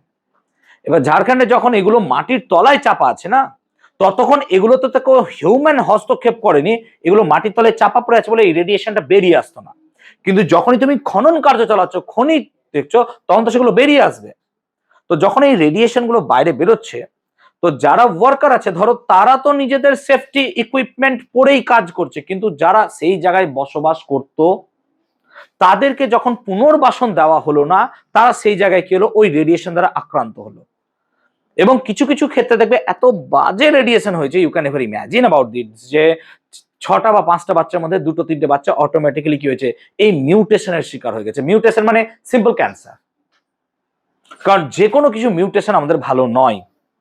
মিউটেশন অনেক রকম হয়। মিউটেশন কোনোটা প্রকৃতির এগেনস্টে চলে যায়, কোনোটা প্রকৃতির সঙ্গে যায়। যে মিউটেশন প্রকৃতির সঙ্গে আছে সেটা টিকে যাবে। কার কথা এটা, ডারউইন নাকি? পড়েছো তো তোমরা মিউটেশন? তো যেটা প্রকৃতির সঙ্গে আছে তারা টিকে যাবে, প্রকৃতির এগেনস্টে গেলে থাকবে না। যেমন ধরো এই 6টা আঙুল, এটাও কিন্তু এক প্রকারের মিউটেশন। 6টা আঙুল হয় না অনেকের, মিউটেশন। 6টা আঙুল মিউটেশন, ঠিক আছে, অনেকের হতে পারে, সেটা খারাপ কিছু নয়, হতেই পারে, কিন্তু সেটা কোনো ক্ষতি করে না তোমার। ন্যাচারাল 5টা, তাই না? তো মিউটেশন যেটা এগেনস্টে যাবে সেটা, তো সেইগুলো ক্যান্সারে যখন পরিবর্তিত হয়ে যাচ্ছে, সেগুলো তো ক্ষতি না। তো আমাদের সরকার সেই পুনর্বাসন দেয়নি, বা যে কোম্পানিকে দিয়েছিল তারা করেনি। তার ফলে সেই ট্রাইব বা ট্রাইবাল এরিয়াতে যারা বসবাস করে তাদের জনজীবন পুরোপুরি বিপন্ন। এখন দেখবো আমি স্ট্যাটাস দিয়েছিলাম, ইউটিউব সার্চ করলেও তোমরা পেয়ে যাবা। আস্তে। তো তেজস্ক্রিয়তার ব্যবহার বুঝতে পারলা, চিকিৎসা শাস্ত্রের কাজে লাগতে পারে। যেমন ধরো সালোক সংশ্লেষের প্রক্রিয়া, এই সালোক সংশ্লেষ প্রক্রিয়া জানতেও তেজস্ক্রিয় দরকার হয়, তেজস্ক্রিয়তার দরকার হয়, তো এগুলো বিভিন্ন কাজে আমাদের লাগে। তেজস্ক্রিয় বিঘটনের সূত্র ভর সংখ্যা ও প্রোটন সংখ্যার কনজারভেশন। উদাহরণ দিচ্ছি, দেখো ভালো করে বোঝো। সৌরভ পোদ্দার একটু দেখবে। একটা রেডিয়াম নামক এলিমেন্ট বা পরমাণু আছে, সেখান থেকে তৈরি হচ্ছে রেডন। তাহলে এই কোশ্চেন মার্কে কি বসবে? চলো কোশ্চেন মার্কে যা বসবে তার আগে ভাবো বাঁ দিকের নিচে যেটা আছে এটা হচ্ছে প্রোটন সংখ্যা, নিশ্চয়ই এলিমেন্টের নিচে প্রোটন সংখ্যা, আর ওপরে ভর সংখ্যা। মাথায় রাখবে বাঁ দিকের মোট প্রোটন সংখ্যা আর ডান দিকের মোট প্রোটন সংখ্যা সমান হতে বাধ্য। তো ভাবো এখানে যদি 88 এখানে 86 হয়, নো ডাউট এখানে কি থাকতে হবে? এটুকু তো ক্লিয়ার সবার নাকি? যে বাঁ দিকে 88 আছে, ডান দিকেও স্যার 86 প্লাস 2 কত হবে? 88। আর ওপর স্যার 226, এখানে আছে 222, তাহলে এখানে নিশ্চয় কত হতে হবে? 4। আমি কি জানি কেন এখানে বোধহয় লিখেছিলাম 2He4, তাই নো ডাউট এই জায়গাটায় কি বসবে স্যার? হিলিয়াম। আর বলো তো হিলিয়াম মানেই কি হয়ে যাচ্ছে? আলফা কণা। তো বেসিক্যালি এখানে কি বসবে? আমি কি ক্লিয়ার করাতে পেরেছি? হ্যাঁ না বলবে প্লিজ। তাহলে দেখো এখানে আলফা বসবে। এবার তোমরা নিজেরাই বলতে পারবে এখানে কি বসবে। কি বসবে দেখো, 7 6, তাহলে 7 আছে 6 করতে হবে, তাহলে -1 বসাতে হবে। হ্যাঁ না বলবে প্লিজ। আর উপরে কি বসবে? 0, তাহলে -1E0, এটা মানে কি actually sir? Beta. Is it clear? বুঝতে পারলাম শ্রেষ্ঠা? বুঝতে পেরেছো? চলো এটা বলো তো কি হবে কোশ্চেন মার্কে? হ্যাঁ তুমি বলো, কথা বলবে না, ওকে বলতে দাও প্লিজ। হ্যাঁ বিটা। তাহলে 91 90, তাহলে বুঝতে পারছো -1 মানে আমরা চোখে জানতে পারবো কি আছে? বিটা। আর এখানে দুটো কোশ্চেন দিয়েছে মানে এই দুটো বার করতে হবে। তো স্যার 92 2, তাহলে এখানে কত আসবে? 90। আর 38 4, তাহলে কত হবে? 34। বাস হয়ে গেল। বুঝতে পারলাম ব্যাপারটা? ক্লিয়ার? এই টাইপের প্রবলেম এবার কি পারবো আমরা পরীক্ষায়? মানে হিসাব মনে রাখতে পারবা, বাঁ দিকে নিচেরটা যা থাকবে ডান দিকের টোটাল নিচেরটা সমান হবে, ওপরেরটাও সমান হবে, বাঁ দিক ডান দিক, বাস তাহলেই হলো। Is it clear for everyone? এত দূর পর্যন্ত কোনো সমস্যা নেই? আছে? আছে? নাই? পরমাণু নিউক্লিয়াস কি কোনো জায়গায় চ্যাপ্টার বোরিং লাগছে? চ্যাপ্টার যথেষ্ট ইন্টারেস্টিং, এন্ড আমি ইন্টারেস্টিং ওয়েতেই পড়াচ্ছি। কারণ যদি বোরিং লাগে তার মানসিক সমস্যা আছে, আমার নাই। চলো এই কোশ্চেনটা দেখি, একটা ফ্যান্টাস্টিক কোশ্চেন দেখবো। চলো দেখো, বলছে একটা যে কোনো পরমাণু নিয়েছি, কোসব শোনো দিকে, একটা যে কোনো পরমাণু নিয়েছি। আচ্ছা এই পরমাণুটার প্রোটন সংখ্যা কত স্যার? 92। আর ভর সংখ্যা কত স্যার? 238। বলছে কটা বেরোলো? 8টা আলফা বেরোলো আর 6টা বিটা। রেশিও কি 1:2 আছে? না, তাহলে হবে না। তার মানে আইসোটোপ তো হবেই না। তাহলে 8টা আলফা 6টা বিটা বেরোলো। এই 8টা আলফা 6টা বিটা বেরোলো পরে বলছে তার নতুন ভর সংখ্যা ও পরমাণু ক্রমাঙ্ক কত হবে বলো। চলো প্রথমে ভর সংখ্যা বার করি। হিসাবটা একদম বোর্ডে চোখ রাখো, যেভাবে শেখাচ্ছি। মনে পড়ছে বিওটির অঙ্ক একদম বোর্ড দেখে বুঝতে পেরে গেছিলা যে কিরকম হয়? এটাও সেরকম দেখো। আচ্ছা তাকাও, ছিল কত? তো স্যার 238। এবার বলো কি কি রশ্মি বেরোচ্ছে? Alpha beta. প্রথম কথা ভাবো, বিটা রশ্মি বেরোলে কি ভর সংখ্যার কোনো পরিবর্তন হয়? না। তো ভর সংখ্যার ক্যালকুলেশনে বিটা বাদ। হ্যাঁ না বলবে? মোদক শুনতে পেয়েছিস? তাহলে ভর সংখ্যার ক্যালকুলেশনে বিটা বাদ। চলো ক্যালকুলেশনে কে আসবে তাহলে? আলফা। বলো একটি আলফা রশ্মি বেরোলে ভর সংখ্যা বাড়ে না কমে? কি কম? তাহলে আলফা রশ্মি বেরোলে ভর সংখ্যা কমে। কত করে কমে? 4। তাহলে একটা আলফা রশ্মি বেরোলে স্যার ভর সংখ্যা কমে, কমে মানে -4 কমে, কিন্তু বেরোচ্ছে কটা আলফা? এইটাই কি আমার হয়ে গেল নতুন ভর সংখ্যা? হ্যাঁ না বলো? Is it clear? তাহলে কত হয়ে গেল? 206, তাই তো? তো 206 ক্লিয়ার? বলো কে এই জায়গাটা বোঝনি বলো। চলো প্রোটন সংখ্যা হিসাব দেখো, বলো আগে প্রোটন সংখ্যা কত ছিল? স্যার 92 ছিল। ক্লিয়ার? এবার দেখো আলফা বেরোলেও প্রোটন সংখ্যা চেঞ্জ হয়, বিটা বেরোলেও প্রোটন সংখ্যা চেঞ্জ হয়। পার্থক্য হচ্ছে আলফা বেরোলে কমবে, বিটা বেরোলে বাড়বে। তো প্রথমে আলফা পাবো। আলফা বেরোলে স্যার কমে, কমিয়ে দিলাম মাইনাস। একটা আলফা বেরোলে প্রোটন সংখ্যা কত কমে যায়? 2। -2 ছিল, z -2 ছিল, তো স্যার 2, কিন্তু বেরোচ্ছে কটা? 2 × 8, এটা কি কমে গেল স্যার? হ্যাঁ, কিন্তু এটাই কি ঠিক না? বিটাও তো আছে। বলো বিটা বাড়লে প্রোটন সংখ্যা কি হয়? বাড়ে। বাড়লে কি দিব? প্লাস। একটা বিটা বাড়লে কটা প্রোটন সংখ্যা কমে? কিন্তু বের হচ্ছে কটা? বাস, এইটাই কি তোমার ফাইনাল আনসার? হ্যাঁ না বলো। তাহলে কত হচ্ছে দেখো তো, তাহলে 82 আসছে নাকি? বাস, উত্তর হয়ে গেল। বলো এই ক্যালকুলেশন আবার পারবে? সহজ হয়ে গেল। স্ট্রং পসিবিলিটি আছে এই প্রশ্ন পরীক্ষা আছে। হ্যাঁ এবছর স্ট্রং পসিবিলিটি আছে। 16 আর 6 তো 10 তো। যাও, ক্লিয়ার হয়েছে ব্যাপারটা? Is it clear? বলতে পারলাম? ভর ত্রুটি ও বন্ধন শক্তি। আচ্ছা ভাবো আস্তে, আমার কাছে ধরো এই লাঠিটা আছে, এটাকে ধরো আমি 4টে টুকরো করলাম, 4টে টুকরো করলাম, আর কোনো অংশ বাদ গেল না। ধরো ধরো কোনো অংশ বাদ গেল না। তাহলে এই 4টে টুকরোকে ইন্ডিভিজুয়ালি এক এক করে যদি মাপি, দিয়ে তাদের ভর যোগ করি, তাহলে এই লাঠিটার ভরের সাথে কি সমান হবে? হতে বাধ্য। তাহলে ধরো কোনো একটা জায়গায় যে একটা নিউক্লিয়াস আছে, এই নিউক্লিয়াসের ভেতরে পি সংখ্যক প্রোটন আছে আর এন সংখ্যক নিউট্রন আছে। আর ধরো এক একটা প্রোটনের ভর sir MP, mass of proton, আর এক একটা নিউট্রনের ভর মাস অফ এন। তাহলে তাহলে একটা নিউক্লিয়াসের মোট ভর কি আমরা বলতে পারি সমস্ত প্রোটনের ভর যোগ সমস্ত নিউট্রনের ভর? হ্যাঁ স্যার। তাহলে একটা নিউক্লিয়াসের মোট ভর কত হবে? তো নিউক্লিয়াসের মোট ভর sir mass of proton into P. এটা কি মোট প্রোটনের ভর? হ্যাঁ স্যার। এক একটা প্রোটনের ভর এমপি। কটা প্রোটন আছে? পি সংখ্যক প্রোটন আছে, তো স্যার পি ইনটু এমপি। আর এক একটা নিউট্রনের ভর স্যার এম এর। আছে কটা নিউট্রন স্যার? এন সংখ্যক। তো এটা কি টোটাল নিউক্লিয়াসের ভর স্যার? হ্যাঁ। এই নিউক্লিয়াসের টোটাল ভর আর একটা প্রকৃতি থেকে পাওয়া নিউক্লিয়াসের ভর কি সমান হওয়া উচিত? হ্যাঁ স্যার। যেমন আমি কাঠটাকে ভেঙে দেখালাম, সমান হওয়া উচিত? হয় না, বাস্তবে এটা হয় না। তার মানে যে কোনো একটা নিউক্লিয়াসকে নিয়ে এলাম, তার মধ্যে কটা প্রোটন আছে কটা নিউট্রন আছে হিসাব করে দেখলাম, তাদের মোট ভর বার করলাম, আর আমি নিউক্লিয়াসটার ভর দেখলাম এই ভরটা সব সময় নিউক্লিয়াসের ভর থেকে সামান্য পরিমাণ কি হচ্ছে? বেশি হয়ে যাচ্ছে। অর্থাৎ নিউক্লিয়াসের ভর কিছুটা পরিমাণ কমে যাচ্ছে। তাহলে নিউক্লিয়াসের ভর কিছুটা কমছে মানে নিউক্লিয়াসের ভর সামহাউ কোনো না কোনো ভাবে ডিফেক্টেড হচ্ছে, নষ্ট হচ্ছে, কোথাও না কোথাও চলে যাচ্ছে। এই যে ভরটা চলে গেল, গায়েব হয়ে গেল, নষ্ট হয়ে গেল, ভ্যানিশ হলো, এইটাকেই বলছি আমরা কি? ভর ত্রুটি, মাস ডিফেক্ট। তাহলে কোনো একটা নিউক্লিয়াসের ক্যালকুলেটেড মাস মানে যতটা ভর তার আমি কি করেছি? ক্যালকুলেট করেছি। এটা কি ক্যালকুলেটেড? হ্যাঁ স্যার। আর যতটা নিউক্লিয়াসের ভর আমি খুঁজে পাচ্ছি, দেখছি তার মধ্যে একটা পার্থক্য থাকছে, ওই পার্থক্যটাকে কি বলছি আমরা? ভর ত্রুটি। তাহলে কোনো একটা নিউক্লিয়াসের ক্যালকুলেটেড মাস সেই নিউক্লিয়াসের মাসের থেকে কিছুটা পরিমাণ কি হয়? বেশি। তাহলে নিউক্লিয়াস গঠনের সময় কিছু মাস কি হয়ে যাচ্ছে আমার? নষ্ট। এই যে মাসটা নষ্ট হচ্ছে এটাকে বলছি আমরা কি?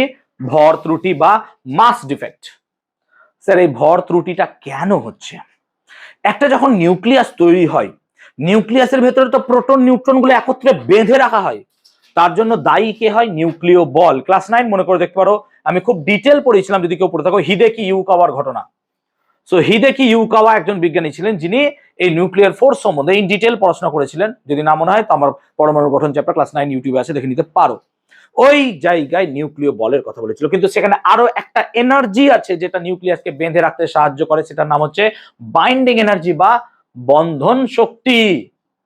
তাহলে এই ভর ত্রুটিটা কিসে রূপান্তরিত হয়ে যাচ্ছে? বন্ধন শক্তিতে। কি করে স্যার ভর শক্তিতে রূপান্তরিত হয়? অ্যাকর্ডিং টু আইনস্টাইন ইকুয়েশন, ই সমান এমসি স্কোয়ার। অর্থাৎ মাস কিসে কনভার্ট হয়ে যাচ্ছে স্যার? এনার্জিতে কনভার্ট হয়ে যাচ্ছে। অর্থাৎ অ্যাকর্ডিং টু আইনস্টাইন যখন তার জেনারেল থিওরি অফ রিলেটিভিটি বলেছিলেন, তিনি বলেছিলেন মাস আর এনার্জি আলাদা নয়। আমরা যাকে ভর দেখছি সেটা বেসিক্যালি শক্তি, যাকে শক্তি দেখছি সেটা বেসিক্যালি ভর। শক্তি ভরে সব সময় কনভার্ট হতে থাকছে। অর্থাৎ আমরা যাকে মাস রূপে দেখছি সেই মাসটা অ্যাকচুয়ালি শক্তিরই একটা রূপ। শক্তি ওই মাসের মধ্যে ট্র্যাপ হয়ে আছে। যদি কোনো একটা বস্তুকে কমপ্লিটলি পৃথিবী থেকে, মহাবিশ্ব ব্রহ্মাণ্ড থেকে ডিমিনিশ করে দেওয়া যায়, শেষ করে দেওয়া, নষ্ট করে দেওয়া যায়, তাহলে সেম অ্যামাউন্টের এনার্জি তৈরি হতে গেলে যে ফর্মুলা দরকার তার নাম হচ্ছে ই সমান। তাহলে এখানে যে ডেল্টা এম মাসটা নষ্ট হচ্ছে, সেই ডেল্টা এম মাসটা কিসে পরিবর্তিত হয়ে যাচ্ছে স্যার? এনার্জিতে। এই এনার্জিটা নিউক্লিয়াসটাকে কি করতে কাজে লাগছে? বেঁধে রাখতে কাজে লাগছে। এই বেঁধে রাখার জন্যই টার্ম দেওয়া হয়েছে বন্ধন, ইংলিশে বলা হয় বাইন্ডিং এনার্জি। সো নিউক্লিয়াসের মধ্যে আছে বাইন্ডিং এনার্জি। এই মাস সেই বাইন্ডিং এনার্জিকেই কি করছে? প্রোভাইড করছে অ্যাকচুয়ালি। সো এক্ষেত্রে বন্ধন শক্তি ইবি, ইবি কেন? বাইন্ডিং এনার্জি সমান কত হয়ে যাবে sir? Delta M C square. এবং সেটা কত হবে? MP into P plus M N into N minus A C square. যে নিউক্লিয়াসের বন্ধন শক্তি যত বেশি, সেই নিউক্লিয়াস তত বেশি হবে স্টেবল।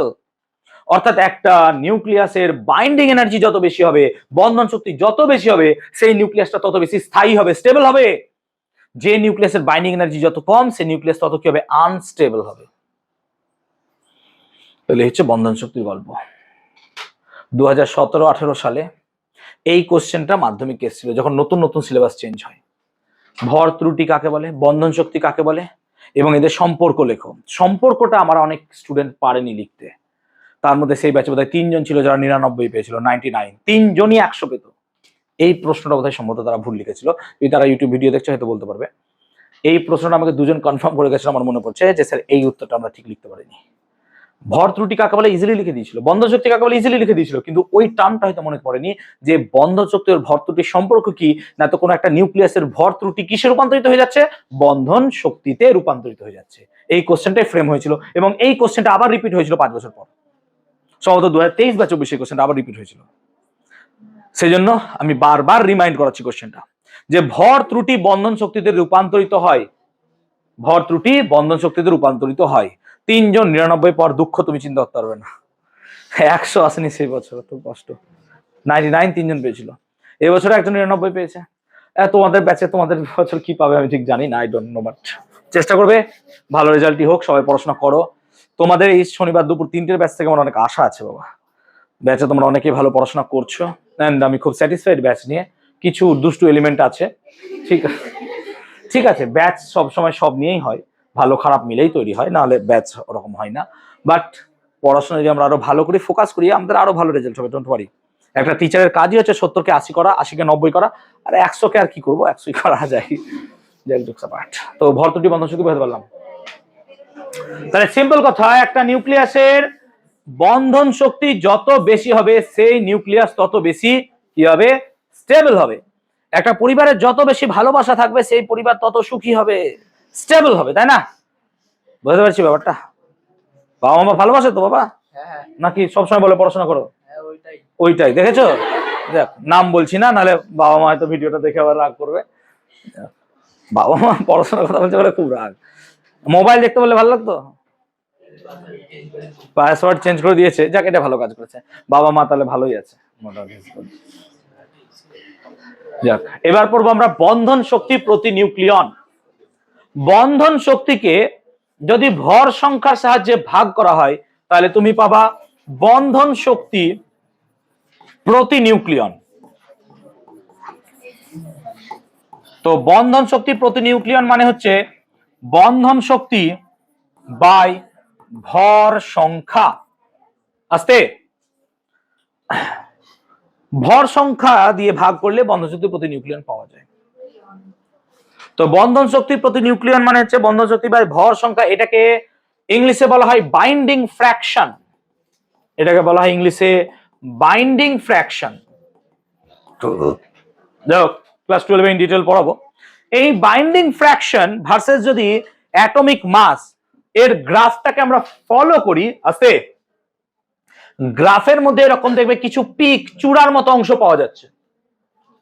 এইগুলো বন্ধন শক্তির সাডেন জাম্পকে বোঝাচ্ছে। দেখো এখান থেকে হিলিয়াম, দেখো আস্তে আস্তে দেখো ভর সংখ্যা বা বন্ধন শক্তি প্রতি নিউক্লিয়ন বাড়ছে, বাড়তে বাড়তে দেখো মোটামুটি এই জায়গায় ম্যাক্সিমাম পৌঁছে যাচ্ছে, তারপর দেখো আবার গ্রাফটা আস্তে আস্তে কমে যাচ্ছে।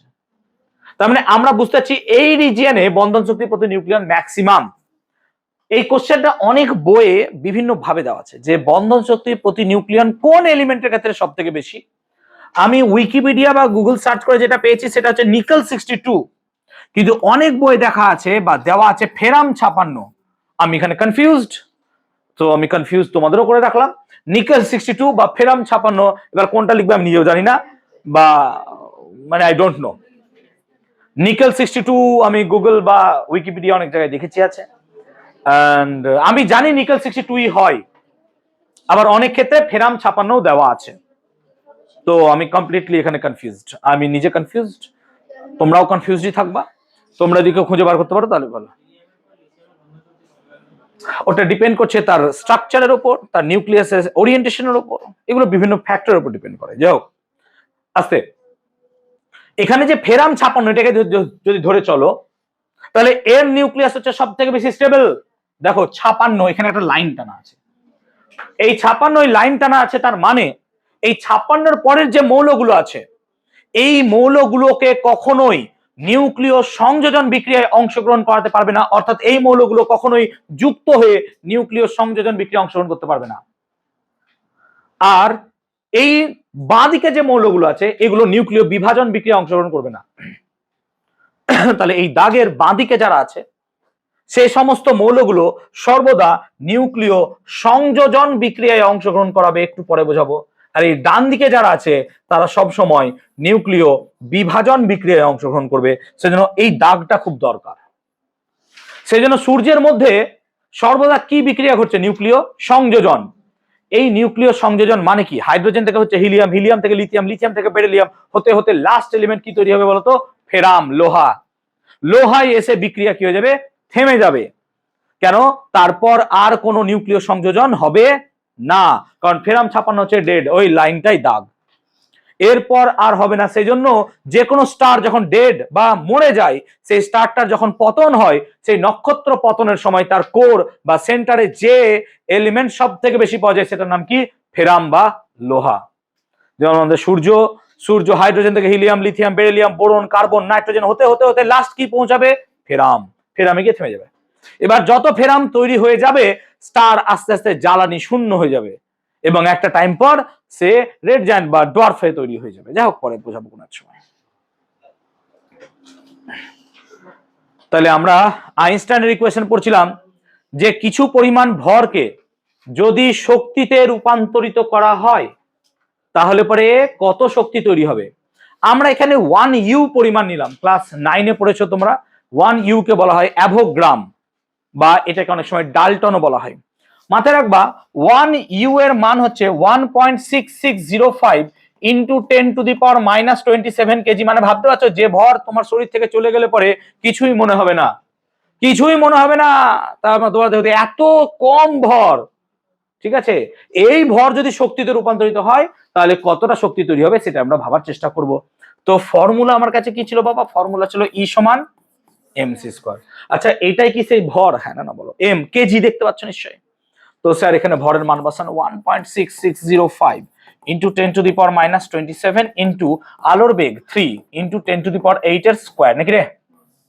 চলো দেখো একবার, 3 এর স্কোয়ার মানে কত? 9 ইন্টু 1.6605, আমার গুণ করার সাহস নাই এখন, ইন্টু বলো 10⁻⁻27 আছে, আর 10⁸ এর স্কোয়ার মানে কত? 10⁻64, তাই তো?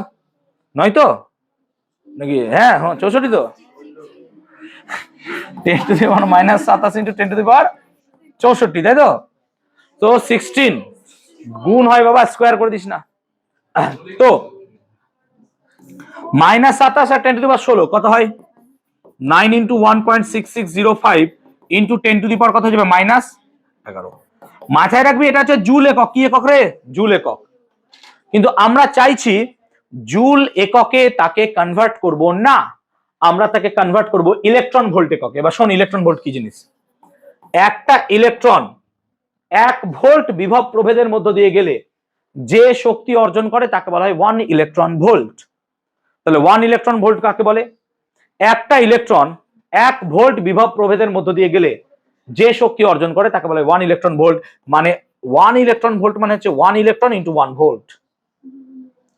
আচ্ছা 1 ইলেকট্রন মানে কি 1.6 ইন্টু 10⁻⁻19 কুলম ইন্টু ভোল্ট। আচ্ছা কুলম ইন্টু ভোল্ট কি পড়েছি সেটা আগে কোনোদিনও? জুল হয়, তাই তো? চলো তড়িৎ মনে করে দেখো, ভেরি গুড, মুখস্থ আছে। সো 1 ইলেকট্রন ভোল্ট সমান 1.6 ইন্টু 10⁻⁻19 জুল। তাহলে ভাব, ইলেকট্রন ভোল্ট থেকে জুলে যেতে হলে এটা গুণ করতে হবে, আর জুল থেকে ইলেকট্রন ভোল্টে গেলে এটা দিয়ে ভাগ করতে হবে। আমার কাছে কি একক আছে? জুল। আমি ইলেকট্রন ভোল্টে যাব, কি ভাগ করতে হবে? এইটাকে ভাগ করতে হবে। সেই জন্য আমরা এখানে বাইন্ডিং এনার্জি ই সমান লিখবো, ভালো করে দেখবি, 9 ইন্টু 1.6605 ইন্টু 10⁻⁻11 বাই 1.6 ইন্টু 10⁻⁻19। এককটা কি লিখে দেবো? কেন জুল আর লিখলাম না, ভাগ করে দিয়েছি বলে। এবার এই যে ভাগ গুণ করে যা পাবা সেটা আমার মুখস্থ আছে। কত হবে? 9.312 হয়। আচ্ছা 2 লিখলাম না, বাদ দিয়ে বলবি এত অ্যাকুরেট কি করে জানেন? 9.31, ঠিক আছে। আর এইটা করলে দেখ কাটাকুটি ঠিকঠাক 10⁸ হবে। আর না পারলে আবার 7 ভর্তি হয়, ঠিক করে দেখলে। আচ্ছা এটাকে ঠিক কর, 9.31 ইন্টু 10 স্কোয়ার ইন্টু 10⁶ ইভি অঙ্কে স্যার শিখিয়েছেন 8 কে ভেঙে 2 6 করা যায়। আচ্ছা 10 স্কোয়ার মানে 100, গুণ কর, তাহলে কত হয়ে যাবে? 931। আর 10⁶ মানে ফিজিক্সে এলআই স্যার পরিচয় মেগা হয়, হ্যাঁ না বলবি। 10⁹ হলে গিগা হয়, 10⁻12 হলে টেরা, 10⁻15 হলে পেটা। তো এটা মেগা ইলেকট্রন ভোল্ট। সেই জন্য মাথায় রাখবি 1 ইউ শক্তিকে যদি কমপ্লিটলি ডিমিনিশ করতে চাও, পৃথিবী বিশ্ব ব্রহ্মাণ্ড থেকে শেষ করে দিতে চাও, যে তার অস্তিত্বই নাই, যেমন তার অস্তিত্ব তোমার জীবনে নাই, তাহলে পরে 931 মেগা ইলেকট্রন ভোল্ট হবে। শেষটা সঙ্গে সঙ্গে রং করে দিল, 931 মেগা ইলেকট্রন ভোল্ট। যাও জোকস অ্যাপার্ট, জোকস অ্যাপার্ট। আর একটু একটু না বললেও হয় না, তাই না? তো এনার্জি হচ্ছে 931 মেগা ইলেকট্রন ভোল্ট। অনেকে ঘুম পাচ্ছিল, এবার হঠাৎ করে ঘুমটা ভেঙে গেল।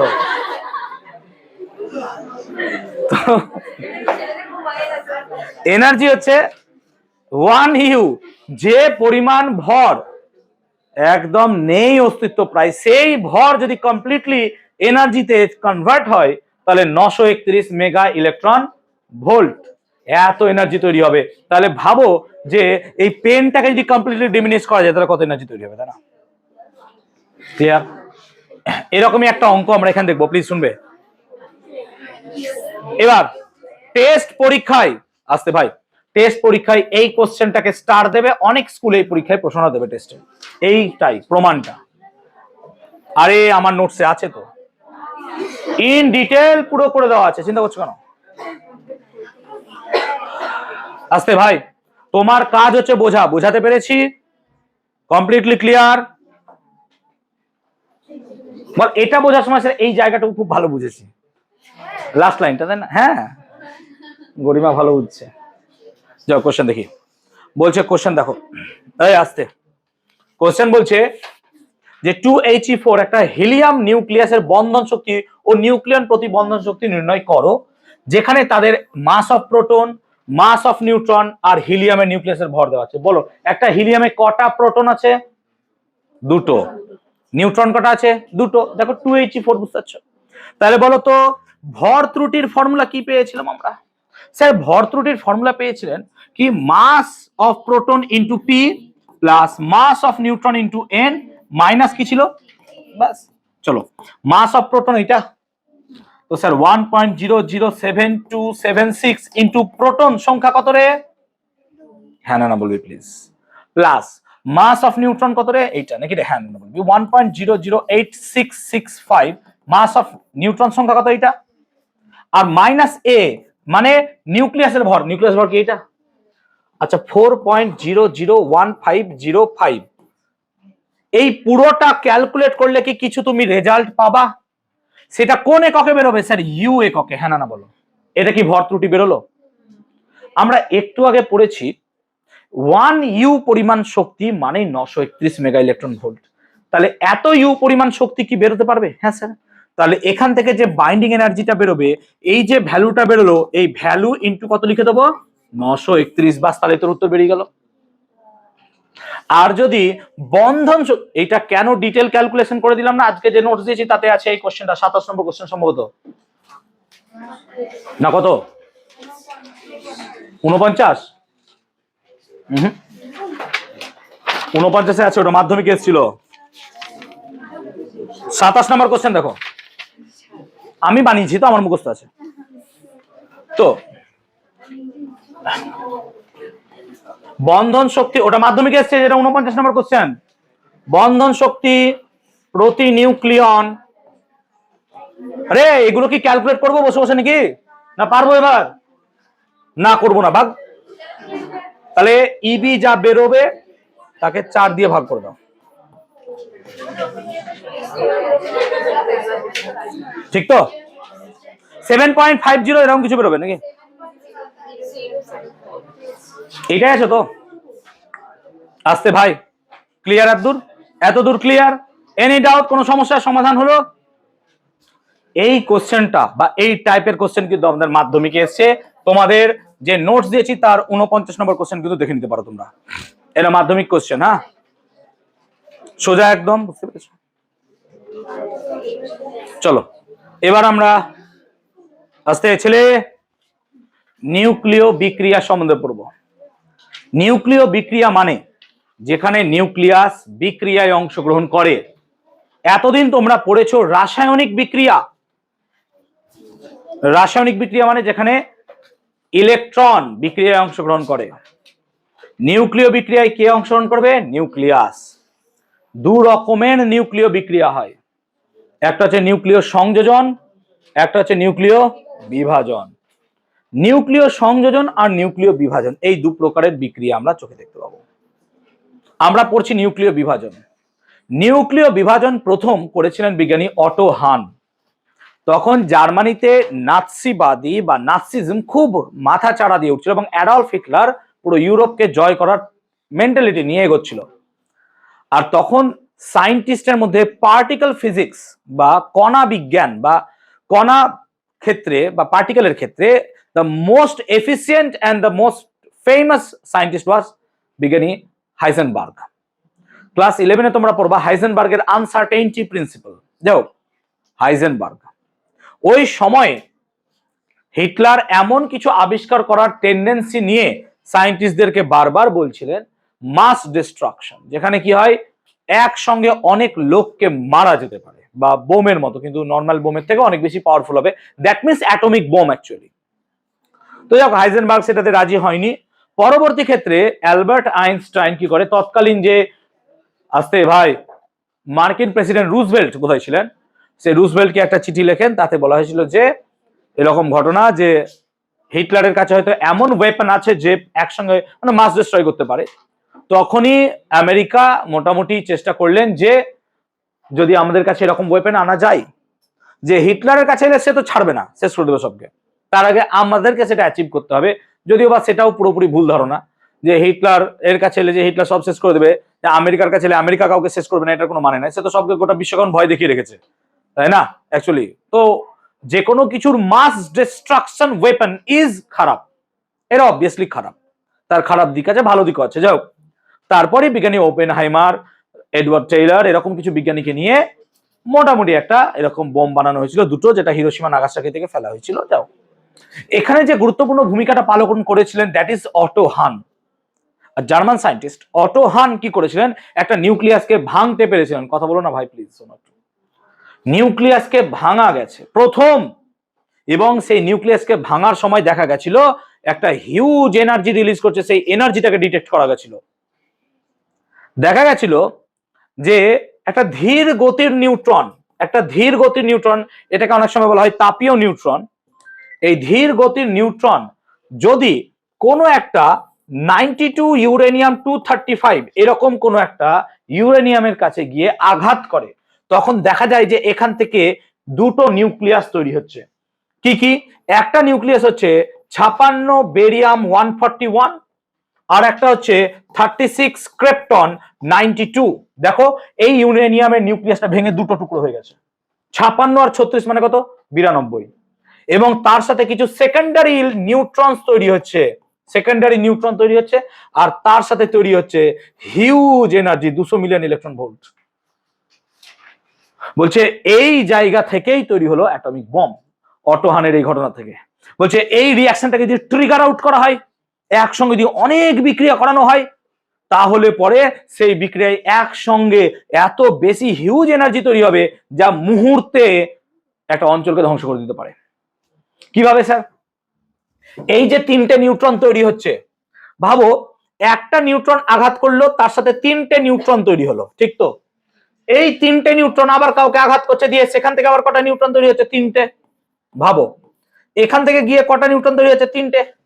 এরাও আবার গিয়ে কাউকে আঘাত করবে, তার ফলে এরকম করে দেখো বিক্রিয়াটা, দেখো রিঅ্যাকশনটা চেনের মতো করে এগিয়ে যাচ্ছে, এবং এটা কয়েক মিলি সেকেন্ডে ঘটবে, কয়েক মিলি সেকেন্ডে ঘটবে। সেই জন্য এই বিক্রিয়াটাকেই বলা হলো শৃঙ্খল বিক্রিয়া, চেন রিঅ্যাকশন, কারণ রিঅ্যাকশনটা চেনের মতো করে এগিয়ে যাচ্ছে। এবং যতক্ষণ এই ইউরেনিয়াম এলিমেন্ট থাকবে ততক্ষণ এই রিঅ্যাকশন চলতে থাকবে, এবং এটা একটা আনকন্ট্রোলেবল, অনিয়ন্ত্রিত বিক্রিয়া হয়ে শুরু করবে। সেই জন্য এই বিক্রিয়ার শেষ হবে না। এই ঘটনাটাকে কাজে লাগানো হয়েছিল কোথায়? ওই হিরোশিমা নাগাসাকিতে যে বোম ফেলা ছিল তার জন্য। এবং তাতে আমাদের ক্রিস্টোফার নোলান একটা মুভি বার করেছিল, তোমরা দেখেছো, ওপেনহাইমার, হয়তো নাম শুনেছো হয়তো। তাতে অ্যালবার্ট আইনস্টাইন বা ওপেনহাইমারকে বিশাল সাধু পুরুষ দেখানো হয়েছে, মোটেও নয়, একদমই না। তারা অবভিয়াসলি এখানে যে ডেড বা এত মাস ডিস্ট্রয় হয়েছিল তার জন্য সমান হারে দায়ী তারা, তাদের জন্য এটা হয়েছিল, নালে হতো না কোনোদিনই। ঠিক আছে, যাই হোক, তখন পলিটিক্স আলাদা রকম ছিল। তো নিউক্লিয় বিভাজন মানে কি? নিউক্লিয়াসকে ভাঙা। এবং এই নিউক্লিয়াসকে কি হয়েছে তোমাদের? নিউক্লিয়াসকে ভাঙলে পরে এখান থেকে প্রচুর এনার্জি তৈরি হচ্ছে। এটা কি কোনো ভালো কাজে লাগানো যেতে পারে? হ্যাঁ, এটার নামই হচ্ছে নিউক্লিয়ার রিঅ্যাক্টর। এই নিউক্লিয়ার রিঅ্যাক্টর কিভাবে কাজ করে সেটা একটু দেখি। হ্যাঁ, না না, নিউক্লিয়ার রিঅ্যাক্টর দেখো, এই নিউক্লিয়ার রিঅ্যাক্টরে জ্বালানি রড হিসেবে 92 ইউরেনিয়াম 235 নেওয়া হয়। প্রকৃতিতে এর পরিমাণ অনেক কম, প্রকৃতিতে 92 ইউরেনিয়াম 238 এটা সব থেকে বেশি আছে, কিন্তু এটা কোনো কাজেই লাগে না। এটা কাজে লাগবে বম বানাতে গেলে বা পাওয়ার প্ল্যান্টে, এটা কাজে লাগবে, কিন্তু এটা প্রকৃতিতে বেশি আছে। তো আমাদের এইটাকে খুঁজে বার করতে হয় পিউরিফিকেশন করে করে। তো এখানে জ্বালানি রড হিসেবে 92 ইউরেনিয়াম 235। এবার তুমি বলবে স্যার এখানে যদি বিক্রিয়া শুরু হয়ে যায় এটা তো আনকন্ট্রোলেবল না, একে কন্ট্রোল করবো। তো কিভাবে কন্ট্রোল করব? এখানে কিছু রড এক্সট্রা আমরা ঢুকিয়ে রাখবো, সেগুলো হচ্ছে ক্যাডমিয়াম রডস। এই ক্যাডমিয়াম রডের বিশেষ বৈশিষ্ট্য হচ্ছে যে আনকন্ট্রোল হওয়ার জন্য যে নিউট্রন গুলো বেরোচ্ছিল সেই নিউট্রন গুলোকে সে অ্যাবজর্ব করে নেবে। তো বল বিক্রিয়া যদি ও নিউট্রন গুলোকে অ্যাবজর্ব করে নিতে থাকে, তাহলে বিক্রিয়ার হার কি বেড়ে যাবে? না, কমে যাবে। তো আমার এই জায়গাটায় কি হয়, বিক্রিয়ার বেগটাকে কমিয়ে দেওয়া হয়। কখনো কি হয়, বিক্রিয়া খুব বেশি করতে হবে, রড গুলোকে তুলে দেবো, বিক্রিয়া বেড়ে গেল, আবার বিক্রিয়া কমাতে চাই, রড দিয়ে দিলাম। তাহলে ক্যাডমিয়াম কি করছে, এখান থেকে ওই নিউট্রন গুলোকে অ্যাবজর্ব করছে। এবং এই জায়গাটায় একটা বিশেষ তরল পদার্থ ব্যবহার করা হয়, সেটা নাম হচ্ছে ভারী জল, ডয়টেরিয়াম অক্সাইড, ভারী জল। সেটা মডারেটর রূপে কাজে লাগে। তাহলে নিউক্লিয়ার রিঅ্যাক্টরে দুটো কথা বললাম, একটা মডারেটর রূপে কাজে লাগে, কি নাম বললাম? ভারী জল বা ডয়টেরিয়াম অক্সাইড, D2O। আর এখানে নিউট্রন শোষক রূপে আমরা ব্যবহার করছি কি? ক্যাডমিয়াম। অনেক ক্ষেত্রে গ্রাফাইট দণ্ড ব্যবহার করা যেতে পারে। এবার এখানে বিক্রিয়ার ফলে হিউজ তাপ তৈরি হবে। এই তাপটাকে হিট এক্সচেঞ্জারের মাধ্যমে বাইরে নিয়ে আসা হবে। এখানে তাপটা কি হবে, টকবক করে তাপের জন্য জল ফুটতে শুরু করবে। এই ফুটন্ত জল কিসে পরিণত হবে? বাষ্পে। ওই বাষ্পের সাহায্যে কি ঘোরাবো? টারবাইন। বাস, বাকি তো তোমরা জানো বিদ্যুৎ তৈরি হওয়া। তাহলে এই পার্টটা হচ্ছে মেন, এইটা হচ্ছে কোর জায়গা, এইটা তো একদম বাইরে। বুঝতে পারলাম ব্যাপারটা? তাহলে এইভাবে বিদ্যুৎ তৈরি। আমরা যেমন মহারাষ্ট্রের Tarapur, one of the oldest আমাদের হচ্ছে পারমাণবিক সেন্টার, সেখানে তৈরি করা ছিল। তাহলে এটা কিন্তু নিয়ন্ত্রিত শৃঙ্খল বিক্রিয়া, নিয়ন্ত্রিত না, উই হ্যাভ কন্ট্রোলড ইট। কিন্তু এখানেও মাঝে মধ্যে ডিজাস্টার ঘটে যেতে পারে, যেমন চেরনোবিল তোমরা পড়েছো হয়তো, বা জাপানের ফুকুশিমা। তো চেরনোবিল, ফুকুশিমা এরকম কিছু জায়গায় অবভিয়াসলি রেডিয়েশন খারাপ ভাবে এখনো চলছে, কিছু করার নাই, সেটা এখনো চলে আসছে। তাহলে নিউক্লিয় বিভাজনকে যেমন বোম বানাতে কাজে লেগেছিল, তার ভালো দিক হিসেবে সেখান থেকে বিদ্যুৎ তৈরি করাও গেছে, কিন্তু এমন জায়গায় বানাতে হবে যেই জায়গায় কিন্তু তোমাদের এই নিউক্লিয় বিভাজনের ক্ষেত্রে কোনো রকমের রেডিয়েশন লিক না হয়। রেডিয়েশন লিক মানে এই রেডিয়েশনের বাইরে এসে কোনো জনজাতিকে ক্ষতি করছে সেটা যেন একদমই না হয়। চেরনোবিল ও ফুকুশিমার ঘটনাটা দেখবে লিখে দেওয়া আছে, নোটসে দিয়ে দিয়েছি। নিউক্লিয় সংযোজন, নিউক্লিয় বিভাজন, একটা নিউক্লিয়াসকে ভাঙবো। নিউক্লিয় সংযোজন, নিউক্লিয়াসকে জোড়া লাগাবো।